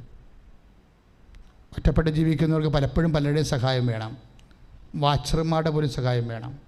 ചില പാവപ്പെട്ടവർ എൻ്റെ അടുത്ത് പറഞ്ഞിട്ടുണ്ട്, ഒരു കത്ത് എഴുതണമെങ്കിൽ ശാരീരിക ബന്ധം പെടാതെ കത്തെഴുതി തരത്തുള്ളതെന്ന് പറഞ്ഞിട്ടുണ്ടെന്ന്. അവർക്ക് അക്ഷരം അറിയാൻ പാടില്ല. അക്ഷരം അറിയാൻ പാടില്ലാത്ത ഒരാളാണ്. പക്ഷേ എന്തോ ഒരു ജോലിക്ക് വേണ്ടി പോയിരിക്കുകയാണ്. പക്ഷേ വീട്ടിലോട്ട് കത്തെഴുതണം. അപ്പോൾ ഇത് ഞാൻ കേൾക്കണ 96-ലെ കേസാണിത്. ഇപ്പോൾ കാലങ്ങളെല്ലാം മാറി, ആ ആൾക്കാരൊക്കെ ആ തലമുറയെ മരിച്ചുപോയി. പക്ഷെ ഞാൻ ഓർക്കും, ഒരാൾ ഒറ്റപ്പെട്ടു പോയാൽ എന്തെല്ലാം പണയം വെക്കേണ്ടി വരുമെന്ന്. ഇപ്പോൾ ചില മുറികളിൽ നമ്മൾ ഒറ്റക്ക് താമസിക്കേണ്ടി വരും. നമ്മുടെ കൂടെ നമുക്ക് പൈസ ഇല്ല. നമുക്ക് 2000 രൂപയെ 4000 രൂപയെ സ്പെയർ ചെയ്യാനുള്ളൂ. അപ്പോൾ അതിൻ്റെ കൂടെ ആണുങ്ങളും കയറി താമസിക്കും, അല്ലെങ്കിൽ പെണ്ണുങ്ങളും കൂടി താമസിക്കും. ഷെയർ ചെയ്യേണ്ടി വരും. അപ്പോൾ ഷെയർ ചെയ്യുന്ന സാഹചര്യങ്ങൾ വരുമ്പോൾ സ്വാഭാവികമായിട്ടും നമുക്ക് പ്രാർത്ഥിക്കാൻ പറ്റത്തില്ല. ഞാനെങ്ങനെയാണ് അവിടെ ഉടമ്പടി തിരികെത്തിച്ച് പ്രാർത്ഥിക്കുന്നത്? അല്ലെങ്കിൽ ഞാൻ തന്നെ ഓർക്കും, ഞാനിവിടെ അപ്പുറത്ത് പ്രാർത്ഥിക്കുമ്പോൾ ഞാൻ പ്രാർത്ഥിച്ചാൽ അവർ കേൾക്കത്തില്ലേ, അതുകൊണ്ട് പ്രാർത്ഥിക്കാതിരിക്കും. ഇപ്പം ചില എന്നോട് പറഞ്ഞിട്ടുള്ള വിഷയമാണ്. എന്താണ്? വീട്ടുകാരെ പേടിച്ചിട്ട് പ്രാർത്ഥിക്കാണ്ടിരിക്കും. വീട്ടുകാരെല്ലാം ഒഴിയാൻ വേണ്ടിയിരിക്കും. വീട്ടുകാരെ പേടിച്ചിട്ട് ഉടമ്പടി പ്രാർത്ഥന നടത്താതിരിക്കുന്ന വീടുകളുണ്ട്. വ്യക്തി ഉടമ്പടി എടുക്കും അവർ.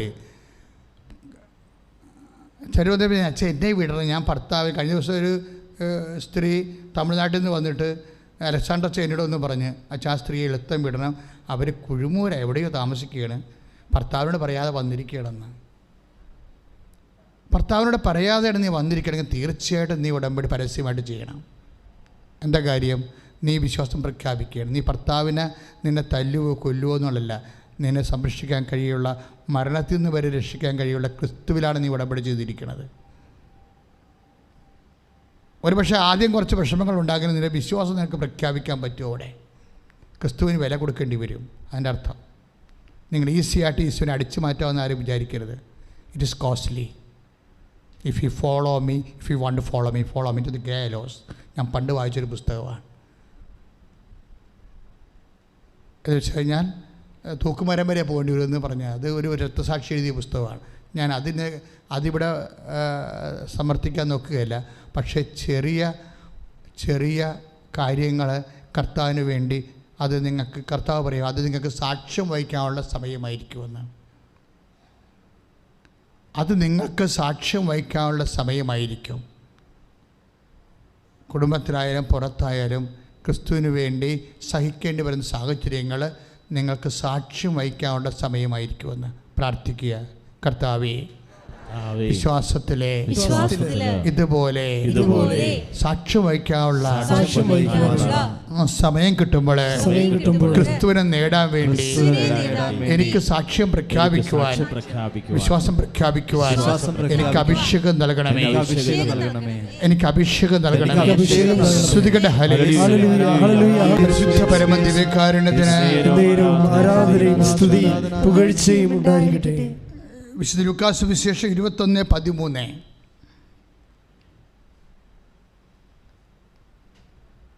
എൻ്റെ നാമത്തെ പ്രതി രാജാക്കന്മാരുടെയും ദേശാധിപതികളുടെയും മുമ്പിൽ നിങ്ങൾ കൊണ്ടു ചെല്ലപ്പെടും. നിങ്ങൾക്കിത് സാക്ഷ്യം നൽകുന്നതിനുള്ള അവസരമായിരിക്കും. ഇങ്ങനെ വിശ്വാസം പ്രഖ്യാപിക്കാനും പ്രാർത്ഥിക്കാനും അവിശ്വാസികളുടെ കൂടെ നമ്മൾ താമസിക്കുമ്പോൾ, ഹോട്ടലുകൾ, ലോഡ്ജുകൾ, ഹോസ്റ്റലുകൾ, അവിടെയെല്ലാം നിനക്ക് ചിലപ്പോൾ തിരികെത്തിക്കാനോ ജവന്മാരെ ചെല്ലാൻ പോലും പറ്റത്തില്ല.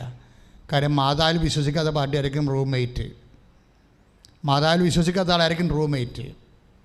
അപ്പോൾ ജവന്മാരെ ചെല്ലുമ്പോൾ നിന്നെ അവർ മോശമായി സംസാരിച്ചുകൊണ്ടിരിക്കും, പിശാചിൻ്റെ വേഷം കെട്ടിക്കൊണ്ട്. അപ്പോൾ എന്താ പറയണത്? അങ്ങനെയുള്ള ഞെരുക്കങ്ങളിലൂടെ അത് നിങ്ങൾക്ക് സാക്ഷ്യം വഹിക്കാനുള്ള സമയമായിരിക്കും. സാക്ഷ്യം എങ്ങനെ വഹിക്കണം? അയാളെ തോന്നിവാസം പറഞ്ഞു, ആ വ്യക്തിയെ തോന്നിവാസം പറഞ്ഞു, അല്ലെങ്കിൽ സങ്കടപ്പെട്ടു അല്ല, സന്തോഷത്തോടെ തനിക്കുള്ളതെല്ലാം വയ്ക്കുക. അതാണ് സന്തോഷം. ആ യുവ സന്തോഷത്തോടെ പോയി. 13:14-44 എന്താ വായിച്ചത്? മത്തായിയുടെ സുവിശേഷം. അവൻ സന്തോഷത്തോടെ പോയി. ക്രിസ്തുവിനെ കണ്ടെത്തുന്ന, ഡിഗ് ചെയ്യുന്ന സമയമാണ്. കുഴിച്ചെടുക്കുന്ന സമയം അത്ര മോശം നല്ല സമയമല്ല, കഷ്ടപ്പാടിൻ്റെ ഒരു സമയമാണ്. കർത്താവിനെ കുഴിച്ചെടുക്കുകയാണ്. അപ്പോൾ ക്രിസ്തുവിനെ നേടാൻ കഴിഞ്ഞാൽ പിന്നെ നമുക്ക് മോള് പറഞ്ഞ പോലെ എനിക്ക് പിന്നീട് പുറത്ത് തിരിഞ്ഞു നോക്കേണ്ടി വന്നിട്ടില്ല നാം. അപ്പം ഇങ്ങനെ പലപ്പോഴും പല വ്യക്തികളുടെ മുമ്പിൽ, പല കൂട്ടുകാരുടെ മുമ്പിൽ, ചിലപ്പോൾ ജീവിത പങ്കാളികളുടെ മുമ്പിൽ, റൂംമേറ്റ്സിൻ്റെ മുമ്പിൽ ചിലപ്പോൾ നിനക്ക് വിശ്വാസം പ്രഖ്യാപിക്കേണ്ട സമയമാകുമ്പോൾ നീ 13 ഓർക്കണം. 21:13 ലൂക്കാസ് വിശേഷം എന്താണ്? നിങ്ങൾക്കത് സാക്ഷ്യം വഹിക്കാനുള്ള സമയമാവും. പക്ഷേ കർത്താവിൻ്റെ വചനം എന്താ പറഞ്ഞത്? സാക്ഷ്യം നിനക്ക് ദുഃഖത്തോടെ വഹിക്കാം, സന്തോഷത്തോടെ വഹിക്കാം, അല്ലേ? നിധി കണ്ടെത്തിയ 13 നമ്മളത് 44. ഇത് ലൂക്കാസ് വിശേഷം 21:13 നിങ്ങൾക്കിത് സാക്ഷ്യം വഹിക്കാനുള്ള അവസരമായിരിക്കും എന്ന് പറയണത്. വിശ്വാസം പരിങ്ങലിൽ ആയിരിക്കുന്ന സമയത്ത് അത് പ്രഖ്യാപിക്കേണ്ടി വരുന്ന സാഹചര്യം പ്രതികൂലമാണെങ്കിൽ, പക്ഷേ അപ്പോൾ അതിന് മറുപടി എന്താ പറയണത്? അത് നിങ്ങൾക്ക് സാക്ഷ്യം വഹിക്കാനുള്ള സമയം. നിങ്ങൾ ചെയ്യണം, അത് സാക്ഷ്യം വഹിക്കാനുള്ള സമയമാണ്. എന്താണ് സംഭവിക്കുന്നത് അവിടെ? എന്ത് സംഭവിക്കുന്നത്? സന്തോഷത്തോടെ ചെയ്യണം, എല്ലാവരുടെ സന്തോഷമായിട്ട്, അല്ലാതെ ദുഃഖമോ ദുരിതമോ സങ്കടമോ പെട്ടിട്ടല്ല. സന്തോഷത്തോടെയാണ് ചെയ്യേണ്ടത്. ക്രിസ്തുവിനെ ഡിഗ് ചെയ്തെടുക്കുകയാണ് നമ്മൾ. നമ്മുടെ ജീവിത സാഹചര്യങ്ങളിൽ നിന്നാണ് കർത്താവിനെ കുഴിച്ചെടുക്കുന്നത്. നമ്മൾ ദൈവരാജ്യം കുഴിച്ചെടുക്കുന്നത് ജീവിത സാഹചര്യത്തിൽ നിന്നാണ്, മറന്നു പോകരുത്. 13 അതായത് മത്തായി ശ്ലീഹ 13:44 എന്താ പറയണത്? അവനവൻ്റെ ജീവിത സാഹചര്യങ്ങളിൽ നിന്നാണ് നമ്മൾ ദൈവരാജ്യം കുഴിച്ചെടുക്കുന്നത്. അതിനകത്ത് കഷ്ടപ്പാടുണ്ട്. അതെന്ത് ചെയ്യണം? സന്തോഷത്തോട് ചെയ്യണം. സന്തോഷത്തോടെ ചെയ്യണമെങ്കിൽ എന്ത് ചെയ്യണം? പരിശുദ്ധാത്മാവ് ഉണ്ടാകണം. പരിശുദ്ധാത്മാവില്ലാത്ത സന്തോഷത്തോടെ ചെയ്യാൻ പറ്റത്തില്ല. ആനന്ദമെന്ന് പറയണത് രണ്ടാമത്തെ വരപ്രസാദമാണ് പരിശുദ്ധാത്മാവിൻ്റെ. ഗലാത്യൻസില്ലേ 5:19 നമ്മൾ വായിക്കത്തില്ലേ? ആത്മാവിൻ്റെ ഫലങ്ങൾ എന്ന് പറയുമ്പോൾ സ്നേഹം, ആനന്ദം. ആത്മാവിൻ്റെ ഫലങ്ങളാണ് സ്നേഹം, ആനന്ദം. ഇപ്പോൾ വിശുദ്ധ ലൂക്കാ മത്തായിയുടെ സുവിശേഷത്തിൽ നമ്മൾ 13:44 ക്രിസ്തുവിനെ നേടാൻ വേണ്ടി നിധി കണ്ടെത്തിക്കഴിഞ്ഞാൽ അത് ഗോപനം ചെയ്തിട്ട് പോയി തനിക്കുള്ളതെല്ലാം വിൽക്കണത്, കൊടുക്കണത് എന്താണ്? സന്തോഷത്തോടെയാണ്. ഒരു വാട്സപ്പ് പ്രണയമാണെന്ന് വിചാരിച്ചോ? അത് നീ ഉപേക്ഷിക്കണത് അച്ഛൻ പറഞ്ഞിട്ടാണെന്ന് പറയരുത്. നീ സന്തോഷത്തോടെയാണ് ചെയ്യേണ്ടത്. അത് നീ ചിലപ്പോൾ ഇട്ടിരിക്കുകയാണ്. അപ്പോൾ നീ പെട്ടുമ്പോൾ, ഞാൻ പണ്ട് 2 പ്രണയ ജോഡികളെ കൗൺസിലിങ്ങിന് വിളിച്ച്, ഒരാൾ കൗൺസിലിംഗ് എല്ലാം കഴിഞ്ഞ് അവർ എഴുതി ഒപ്പിട്ട്, 2 ജാതിയാണ്, RSSകാർ അവർ വെട്ടിക്കൊല്ലാൻ പോകണമെന്നൊക്കെ പറഞ്ഞ് എൻ്റെ അടുത്ത് വന്ന് അവിടെ അമ്മയും മാതാവും, അത് ശരിയാ തെറ്റാണെന്ന് എനിക്കറിയത്തില്ല, അമ്മയും അപ്പനും വന്ന് പറഞ്ഞ് ഞങ്ങൾ ആത്മഹത്യ ചോദിച്ചാൽ ഇവള് വേറെ ആളെ കല്യാണം കഴിക്കുകയാണ്, സ്നേഹിക്കാൻ പോവുകയാണ്, സ്നേഹിച്ചുകൊണ്ടിരിക്കുകയാണ്, അതുകൊണ്ട് അവർ ഞങ്ങളെ വെട്ടിക്കൊല്ലുമെന്ന് പറഞ്ഞു. ഇതിൽ നിന്ന് വിട്ടുപോയാലും അങ്ങനെയൊക്കെയാണ് പെട്ടുപോയിരിക്കുന്ന സാധനം. അപ്പോൾ അതങ്ങനെ വന്ന് ഒരു കൗൺസിലിങ്ങൊക്കെ എഴുതി അവസാനം ഇവർ 2 പേരും ധാരണയിലായി. എന്താണ്? വെട്ടും കൊലയും സമൂഹം തമ്മിൽ, ജാതി തമ്മിലുള്ള അടി, ജാതി തല്ലൊക്കെ നിർത്താൻ വേണ്ടി എൻ്റെ ഒരു അന്തരീക്ഷയിൽ ധാരണയായി എഴുതിയൊക്കെ ഒപ്പിട്ടിട്ട് പുറത്തിറങ്ങി. അപ്പോൾ അന്ന് ഞാനൊരു വണ്ടി ഷെഡിൽ താമസിക്കുകയാണ്. ആദ്യത്തെ അച്ഛനായതേ ഉള്ളൂ. അപ്പോൾ എനിക്ക് കിട്ടിയൊരു വണ്ടി ഷെഡാണ് കിട്ടിയത്. അപ്പോൾ ഞാൻ ചെന്നപ്പോൾ അതും ചവവണ്ടി ഇടുന്ന ഒരു ഷെഡാണ്. എൻ്റെ ആത്മകഥയിൽ എഴുതി വെച്ചിട്ടുണ്ടതെല്ലാം. അവിടെ ചവവണ്ടിയാണ് ഇട്ടിരുന്നത്. അപ്പോൾ ഞാൻ അവിടെ ചാർജ് എടുക്കാൻ ചെന്നപ്പോൾ വേറെ സ്ഥലമില്ല, അതുകൊണ്ട് ചവവണ്ടി മാറ്റി ഇറമ്പത്തിട്ടും ചവവണ്ടി അവിടെ കിടപ്പുണ്ട്. അതിൻ്റെ ഇറമ്പിൽ ഞാനകത്ത് ഷെഡിൽ ഒരു കട്ടിലൊക്കെ ഇട്ട് താമസിക്കണമെന്ന്. അപ്പോൾ അത് ആ കാലങ്ങളൊക്കെ എന്ന് വെച്ചാൽ കർത്താവിൻ്റെ കൂടെ ജീവിക്കണ കാലങ്ങളാണത്, കർത്താവിൻ്റെ കൂടെ. അപ്പോഴാണ് ഈ കേസ് എടുക്കുന്നത്. അപ്പോൾ ഞാൻ വണ്ടി ഷെഡിൻ്റെ വലിയ എന്താ പറയുക, ഷെഡിൻ്റെ വലിയ ഇതാണ് ഈ തകരത്തിൻ്റെ വലിയ ഗേറ്റ്, വാതിലാണ്. അല്ല, നമ്മുടെ വണ്ടി ഷെഡിൻ്റെ വാതിൽ കണ്ടിട്ടില്ലേ നിങ്ങൾ? അത് വലിച്ച് ഞാൻ അടച്ച് പൂട്ടിയിട്ടാണ് നിങ്ങൾ രണ്ടുപേരെയും കൂടി കൗൺസിൽ ചെയ്യണത്. കൗൺസിൽ ചെയ്ത് അവസാനം അത് ഒപ്പിട്ട് രണ്ടുപേരും പോയി ഞാൻ വണ്ടി ഷെഡ് തകരവാതൊക്കെ തുറന്ന് പുറത്ത് വിട്ട് കുറച്ച് കഴിഞ്ഞാൽ വലിയൊരു സ്വരം കേട്ടു. എന്താണ്? അവൾ മേടക്കുളത്തിൽ ചാടി ആത്മഹത്യ ചെയ്തു. ചാടി കുളത്തിലല്ലേ, കിണറ്റിൽ. പിന്നെ പിടിച്ചു മാറ്റി രക്ഷപ്പെടുത്തി എടുത്ത് ഒരു കണക്കിന്. ആ കഥ ഞാനിപ്പോൾ പറയണില്ല, കാര്യം നമുക്ക് പരിശുദ്ധാത്മാവിൻ്റെ കൃപയിൽ നിന്ന് പോവുകയാണ്. അപ്പോൾ അത് ആവശ്യമില്ലാത്ത കഥകൾ വന്നു കഴിഞ്ഞാൽ അഭിഷേകത്തെ അത് ബാധിക്കും. അപ്പോൾ ഞാൻ സ്റ്റോപ്പ് ചെയ്തിട്ട് തിരിച്ചു വരികയാണ്. ചില സമയത്ത് പറയുകയെ അയാൾ പറയട്ടെ എന്ന് പറയും. അതാണ് വലയെന്ന് പറയണത്. പെട്ടുപോയി, അയാൾ പറയട്ടെ, അയാൾ എന്നെ ഉപേക്ഷിക്കണമെന്ന് പറയട്ടെ, അപ്പം ഞാൻ ഉപേക്ഷിക്കാം. അപ്പോൾ അയാളെന്ത് പറയും? അവൾ പറയട്ടെ എന്ന് പറയും. ഇതാണ് വലയെന്ന് പറയണത്. മനസ്സിലായില്ലേ? അന്ന് അവരങ്ങനെ പറഞ്ഞു. എൻ്റെ അടുത്ത് വലയെ പെട്ടുപോകാനെ പിടിക്കാൻ ഭയങ്കര പാടാണ്. ഈ രണ്ടുപേരും എന്നോട് പറഞ്ഞുകൊണ്ടിരുന്നത് എന്താണെന്ന് അറിയാമോ? ഞാൻ ഉപേക്ഷിക്കാച്ചാ അയാൾ പറയട്ടെ എന്ന് പറയും. അപ്പോൾ അയാളെന്താ പറയണത്? അവൾ പറയട്ടെ എന്ന് പറയും. ഏറ്റവും വലിയ വല എന്താണെന്ന് നിങ്ങൾക്ക് അറിയാമോ? ഏറ്റവും വലിയ വലയെന്ന് പറയണത് ഈ കോണ്ടവും അതുപോലെയുള്ള കുറേ കോൺട്രാസെപ്ഷൻസൊക്കെ കുറേ വിധത്തിലുണ്ടല്ലോ, ഗുളികയൊക്കെ ഉള്ള കാരണം എങ്ങനെയെങ്കിലും വളച്ചിരിക്കുന്ന ആൾ ഒരാഴ്ചക്കുള്ളിൽ ഇവളെ ബന്ധപ്പെട്ടിരിക്കും. നമ്മുടെ പെണ്ണുങ്ങൾ പലപ്പോഴും പൊട്ടികളാണെന്നുള്ള കാര്യം സത്യമാണ്. ഈ കാണുന്ന കാഴ്ചയേ ഉള്ളൂ. ഒരാളിന്ന് കണ്ണും കൈയും കാണിച്ച് രണ്ട് ഷെയ്ക്കാൻ്റെയൊക്കെ പറഞ്ഞ് ഒരു ബ്രത്തേക്ക് ഒരു കേക്ക് കൊണ്ടുവന്നിട്ട് വായിലൂടെ അങ്ങോട്ട് കൊടുത്തു കഴിഞ്ഞാൽ ഇവളെ പെടുത്തി കളയും. കാര്യം ഇവളെന്ന് പറയണത് ഈ മുഴുവൻ പഠിത്തവും കാര്യമൊക്കെ ജീവിച്ച് അതായത് പെട്ടെന്നിങ്ങനെ വികാരവും സ്നേഹവേദാണ് വികാരവേദാന്ന് അറിയാൻ പാടില്ല. തമ്മിൽ ഒരുമിച്ച് വർക്ക് ചെയ്ത് അവസാനം ഇത് പെട്ടുപോയി കഴിഞ്ഞാൽ എന്നാ പറയണമെന്ന് വെച്ച് കഴിഞ്ഞാൽ, ഞാൻ ഈ വിഷയത്തിലോട്ട് അധികം കിടക്കണില്ല. പെൺകുട്ടികളെ സൂക്ഷിക്കണം. ഈ സ്നേഹത്തിൻ്റെ പേരിൽ പണ്ടൊക്കെ ഇങ്ങനെ ഒരു ബന്ധത്തിൽ ചെന്ന് കഴിഞ്ഞാൽ 5 കൊല്ലമൊക്കെ കഴിഞ്ഞാൽ മാത്രമേ ഇതുപോലെ ശാരീരിക ബന്ധം വരുന്നുള്ളൂ. ഇന്ന് പല അമ്മമാർക്കും അപ്പന്മാർക്കും തൻ്റെ മകളെ തിരിച്ചു കിട്ടാത്തതിൻ്റെ കാര്യം അവൾ ശാരീരികമായി ബന്ധപ്പെട്ടിട്ടാണ്. ഞാൻ 21 ലക്ഷം മനുഷ്യരെ കൗൺസിൽ ചെയ്ത ഒരു കൗൺസിലറാണ് പറയണമെന്ന് മനസ്സിലാക്കിയാൽ മതി. 1 ലക്ഷമല്ല, 21 ലക്ഷം. നിങ്ങൾക്കിപ്പോൾ മനസ്സിലായില്ലേ? 86 കാര്യമാണ് ഈ പറയണത്. 86 ഞാൻ കൗൺസിൽ ചെയ്ത ഒരാളിൻ്റെ കാര്യമാണ് ഈ പറയണത്. 87 വർഷമായി. 86 പോയിട്ട് 14 ഇപ്പോഴും 20, 14, 34 കൊല്ലം മുമ്പുള്ള കാര്യമാണ് പറയണത്. ഇപ്പോൾ 34 കൊല്ലം തൊട്ട് ഇവിടം വരെ 21 ലക്ഷമാണ് മനുഷ്യരെ കൗൺസിൽ ചെയ്തിരിക്കണം. ഒരു ദിവസം ഇപ്പോഴും അങ്ങനെയാണല്ല, ഒരു ദിവസം 150 പേരെ എടുക്കുന്നുണ്ട്. കൃപാസനത്തിലാണെങ്കിൽ ഇപ്പോഴും ഒരു ദിവസം 150 പേരെ എടുക്കുന്നുണ്ട്. അപ്പോൾ എന്താ പ്രശ്നം വെച്ച് കഴിഞ്ഞാൽ, അതായത് നിങ്ങൾ ക്രിസ്തുവിനെ നേടാൻ വേണ്ടി ഇനി നാളെ ഇപ്പം ശാരീരികമായി നിങ്ങൾ ബന്ധപ്പെട്ടെന്ന് വിചാരിച്ചോ, ബലാത്സംഗമോ അല്ലെങ്കിൽ നിങ്ങൾ സമ്മതിച്ചോ എങ്കിലും നിങ്ങൾ എവിടെയെങ്കിലും അകപ്പെട്ടെന്ന് വിചാരിച്ചോ, പക്ഷേ അതൊരിക്കലും ഒരു ബാധ്യതയല്ല.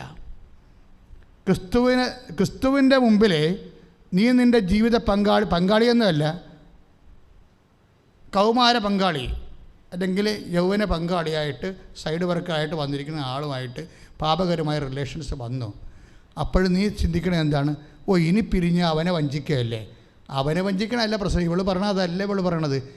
ഞാനൊരാളെ കെട്ടാൻ പോവുകയാണെങ്കിൽ അവനെ വഞ്ചിക്കുകയല്ലേ, പെട്ടില്ലേ? അതാണ് വല. ഇവള് പറയണത് എന്താണ്, അല്ലെങ്കിൽ അവൻ പറയണത് എന്താണ്? ഞാൻ വേറെ ഒരാളെ കെട്ടാൻ പോകണമെങ്കിൽ ഞാൻ ഇന്നയാളുമായിട്ട് ശാരീരികമായിട്ട് ബന്ധപ്പെട്ടല്ലോ, അപ്പോൾ ഇനി ഞാൻ വേറെ ഒരാളെ കെട്ടുകയാണെങ്കിൽ അവനെ വഞ്ചിക്കുകയല്ലേ. അതാണ് വലയെന്ന് പറയുന്ന സാധനം. എന്ത് വലയായാലും ഉപേക്ഷിക്കണമെന്നാണ് 4:20 പറയണത്. ക്രിസ്തുവിനെ നേടാൻ വേണ്ടി വലകളെല്ലാം ഉപേക്ഷിക്കേണ്ടി വരും. കാര്യം അത് ബാധ്യതയല്ല. അതിൻ്റെ അറിവില്ലായ്മ കൊണ്ടോ അപ്പുറത്തെ വികാര വിക്ഷോഭം കൊണ്ടോ ഉണ്ടായിട്ടുള്ള ഒരു പാപകരമായ ഇടപെടലാണ്. അതൊന്നും നിൻ്റെ വിശ്വാസത്തിനേക്കാൾ വലുതല്ല. നാളെ ആ ബന്ധത്തിൻ്റെ പേരിൽ നിൻ്റെ വിശ്വാസം നഷ്ടപ്പെടുകയാണെങ്കിൽ ആരെ നീ സ്വീകരിക്കേണ്ടത്? ആ ബന്ധത്തിൻ്റെ പേരിൽ ആ വ്യക്തിയുമായിട്ട് ജീവിക്കേണ്ടതിൻ്റെ പേരിൽ നിൻ്റെ വിശ്വാസം നഷ്ടപ്പെടുകയാണോ? നിൻ്റെ മക്കളുടെ വിശ്വാസം നഷ്ടപ്പെടുകയാണ്. നിൻ്റെ കുഞ്ഞുങ്ങളെ ജ്ഞാനപ്പെടുത്താൻ പറ്റണില്ല, നിൻ്റെ കുഞ്ഞുങ്ങളെ വിശ്വാസത്തിൽ വളർത്താൻ പറ്റണില്ല. അങ്ങനെയാണെങ്കിൽ ആരെയൊക്കെ നീ വഞ്ചിക്കണത്? ബേസിക്കായിട്ട് ക്രിസ്തുവിനെ.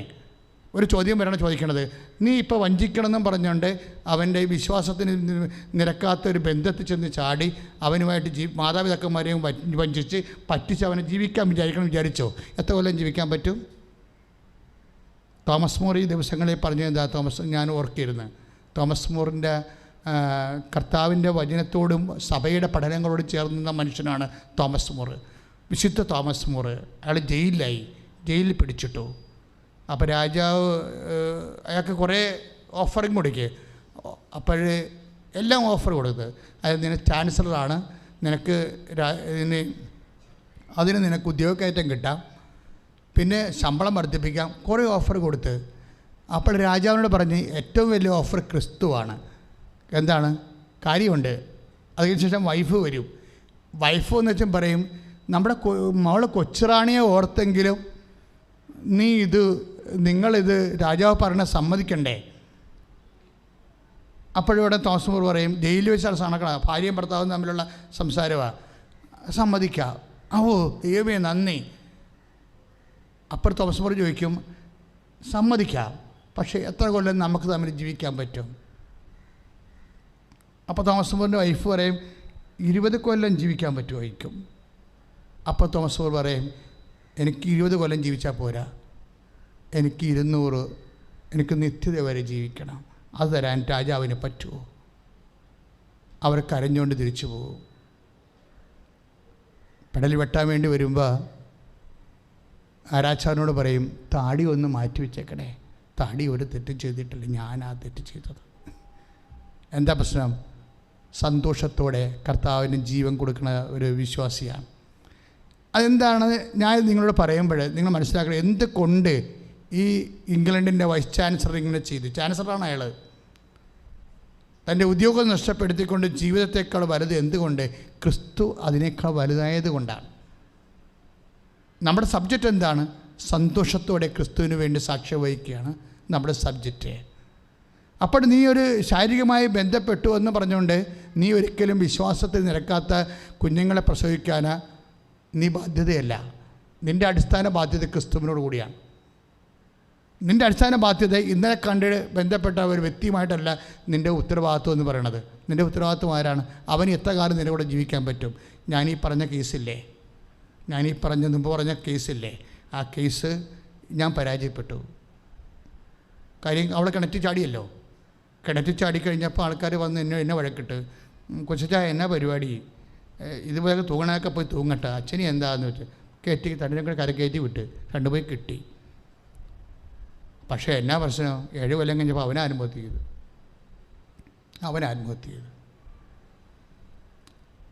അതിലുണ്ടായിരുന്ന കുഞ്ഞുങ്ങളാ ബൈക്ക് മോഷ്ടിച്ചിട്ട് ജയിലിലാണിപ്പോൾ. This is the story. ഞാൻ എൻ്റെ ജീവചരിത്രത്തിൽ എഴുതിയിട്ടുണ്ട് ഇതൊക്കെ, വന്ന കർത്താവുമായിട്ട് വന്ന വഴികൾ. ഇപ്പോഴത്തെ വൈകാരികമായൊരു ആവശ്യം കൊണ്ട് നിങ്ങൾ ക്രിസ്തുവിനെ മാറ്റി നിർത്തിക്കൊണ്ടൊരു തീരുമാനം എടുത്താൽ ഈ തീരുമാനം വരാൻ പോകുന്ന പാളിച്ചകൾ എന്തുമാത്രമാണ്? നിത്യത വരെ പാളും. അപ്പോൾ അതുകൊണ്ട് ക്രിസ്തു എന്ന് പറഞ്ഞാൽ എൻ്റെ അർത്ഥം നിത്യത എന്ന അർത്ഥം. ക്രിസ്തു എല്ലാമാണെന്ന് പറഞ്ഞില്ലേ? ക്രിസ്തു എല്ലാമാണ്. അതുകൊണ്ട് തീരുമാനം എടുത്ത് വലയിൽ അകപ്പെട്ടിരിക്കുന്നവർ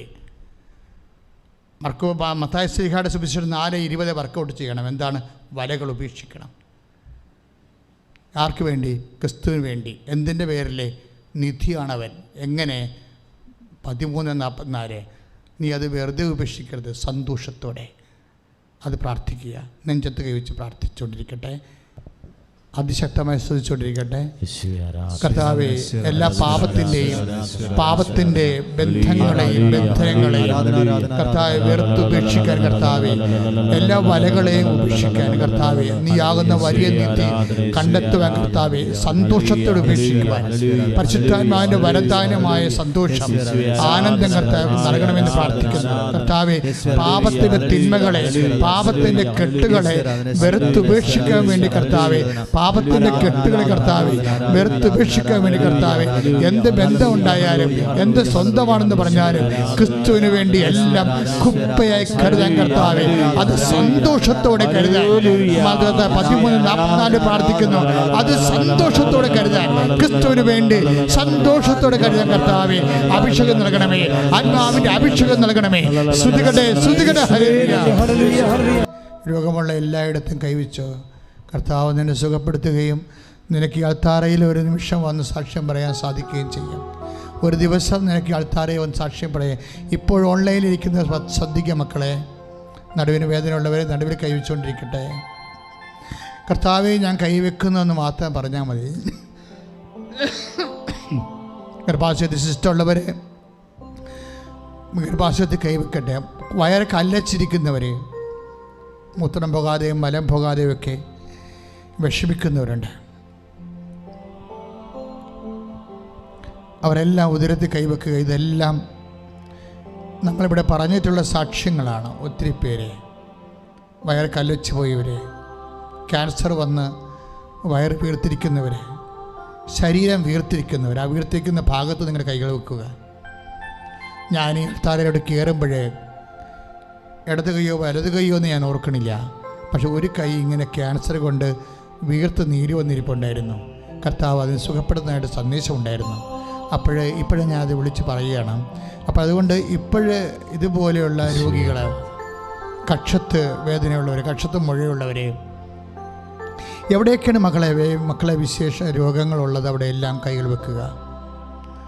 മുടി കൊഴിഞ്ഞു പോകുന്നവർ, നല്ലവണ്ണം സമർത്ഥമായ മുടിയുള്ളവർക്ക് ചിലപ്പോൾ ഇത് കേൾക്കുമ്പോൾ ഒരു സംശയം, സന്തോഷം, ചിരി വരുമായിരിക്കും.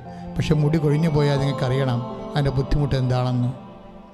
മുടി കൊഴിഞ്ഞു പോകുന്നവരെ കർത്താവ് പറഞ്ഞത് ആ മുടിയെക്കുറിച്ച് പോലും പറഞ്ഞിട്ടുണ്ട്. അതൊന്ന് കൊഴിഞ്ഞു പോയാൽ നിൻ്റെ കർത്താവ് അറിയുമെന്ന്.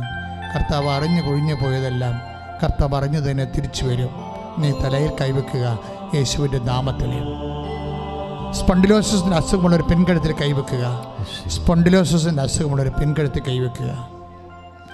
നെഞ്ചുവേദനയുള്ളവർ, ശ്വാസം മുട്ടലുള്ളവർ, കരളിന് അസുഖമുള്ളവർ കരളിൻ്റെ അവിടെ, ഹൃദയത്തിന് താഴെ ഇടതുവശത്ത് താഴെ കൈവെക്കുക. ഹൃദയത്തിൻ്റെ അസുഖമുള്ളവർ അത് ഹൃദയത്തിൽ കൈവെക്കുക. ഗർഭസ്ഥ ശിശുവിന് എന്തെങ്കിലും തരത്തിലുള്ള തകരാറ് ഉണ്ടെന്ന് ഡയഗ്നോസ് ചെയ്തിരിക്കുന്നവരെ അടിവയറ്റിൽ കൈവെക്കേണ്ടതാണ്. ഇപ്പോഴേ മക്കളില്ലാത്തവർ അടിവയറ്റിൽ കൈവെക്കുക. മക്കളില്ലാത്ത അടിവയറ്റിൽ കൈവെക്കുക. കർത്താവിന് കണ്ണിന് കാഴ്ചക്കുറവുള്ളവർ കണ്ണിന് കൈവെക്കുക. ചെവിക്ക് കേൾവിക്കുള്ള ചെവി കൈവെക്കുക. പസ് പുറത്തു വരുന്നവർ, ശരീരത്തിൻ്റെ പസ് പുറത്തു വരുന്നവർ, അതുപോലെ തന്നെ ഉദരരോഗത്തിനോട് ബന്ധപ്പെട്ടിട്ടുണ്ട്. മൂത്രാശയത്തിൽ നിന്നും അതുപോലെ തന്നെ മലാശയത്തിൽ നിന്നുമൊക്കെ ഡിസ്ചാർജ് വരുന്നവർ അടിവയറ്റ് കൈവെക്കേണ്ടതാണ്. കർത്താവ് നിന്നെ ഇപ്പോൾ സുഖപ്പെടുത്തും. നിന്നെ കർത്താവ്, നീ ഒരു രോഗിയായ വേദനിച്ച് നടക്കാൻ നിൻ്റെ ദൈവം ആഗ്രഹിക്കുന്നില്ല. കിഡ്നി കൈയുള്ളവർ നടുവിൽ കൈവെക്കുക. കിഡ്നിക്ക് വേദനയുള്ളവരെ അതുകൊണ്ട് പണിക്ക് പോകാൻ പറ്റാത്തവർ, ഉറക്കമില്ലാത്തവർ, കർത്താവ് ഷുഗർ രോഗികൾ, അതുപോലെ തന്നെ പ്രഷർ രോഗികൾ ഒക്കെ അവരെ നെറ്റിയിൽ അതുപോലെ തന്നെ നെഞ്ചിലുമൊക്കെ കൈവച്ചുകൊണ്ട് പ്രാർത്ഥിക്കട്ടെ. പ്രഷർ രോഗികൾ, ബ്രസ്റ്റിന് അസുഖമുള്ളവർ ബ്രസ്റ്റിൽ കൈവെക്കട്ടെ. പല തൊണ്ടയ്ക്ക് അസുഖമുള്ളവർ, തൈറോയ്ഡ് രോഗികൾ, ടോൺസൈറ്റ് രോഗികളെ തൊണ്ടയിൽ കൈവച്ച് പ്രാർത്ഥിക്കട്ടെ. വായ്ക്ക് നാറ്റമുള്ളവർ, മൂക്കിനൊക്കെ അസുഖമുള്ളവർ, മൂക്കിന് ദശ വളരുന്നവരൊക്കെ മൂക്കിൽ കൈവച്ചുകൊണ്ട് പ്രാർത്ഥിക്കട്ടെ. കർത്താവെ, അനേകം രോഗികൾ, എനിക്ക് പേരറിയാൻ പറ്റാത്ത ഒരേ രോഗികളുണ്ട് കർത്താവെ. അവരെല്ലാം വിചാരിക്കും അച്ഛൻ ഞങ്ങളുടെ പേര് പറയണില്ല. സത്യം പറഞ്ഞാൽ എനിക്ക് പേരറിയാൻ പാടില്ലാഞ്ഞിട്ടാണ്. കുറേ രോഗികളെ കർത്താവ് കാണിക്കുന്നുണ്ട്. ശരീരം മുഴുവനും തിണർത്ത് വരുന്നവരെ, കറുത്ത പൊട്ടുള്ളവരെ, കറുത്ത കുരുക്കൾ വരുന്നവരെ ഒക്കെ ഈശോ കാണും. വിസർപ്പ രോഗികളെല്ലാം കർത്താവിൻ്റെ കൈകളിലേക്ക് ഏൽപ്പിച്ച് പ്രാർത്ഥിക്കുന്നു. മക്കൾ സ്തുതിക്കട്ടെ, നന്നായി സ്തുതിക്കട്ടെ, കൈ വെച്ചുകൊണ്ട് സ്തുതിക്കട്ടെ, കൈ വെച്ചുകൊണ്ട് തന്നെ സ്തുതിക്കട്ടെ. കർത്താവേ, നിന്റെ വിശുദ്ധ പൗരോഹിത്യത്തെ നീ മഹത്വപ്പെടുത്തണമേ.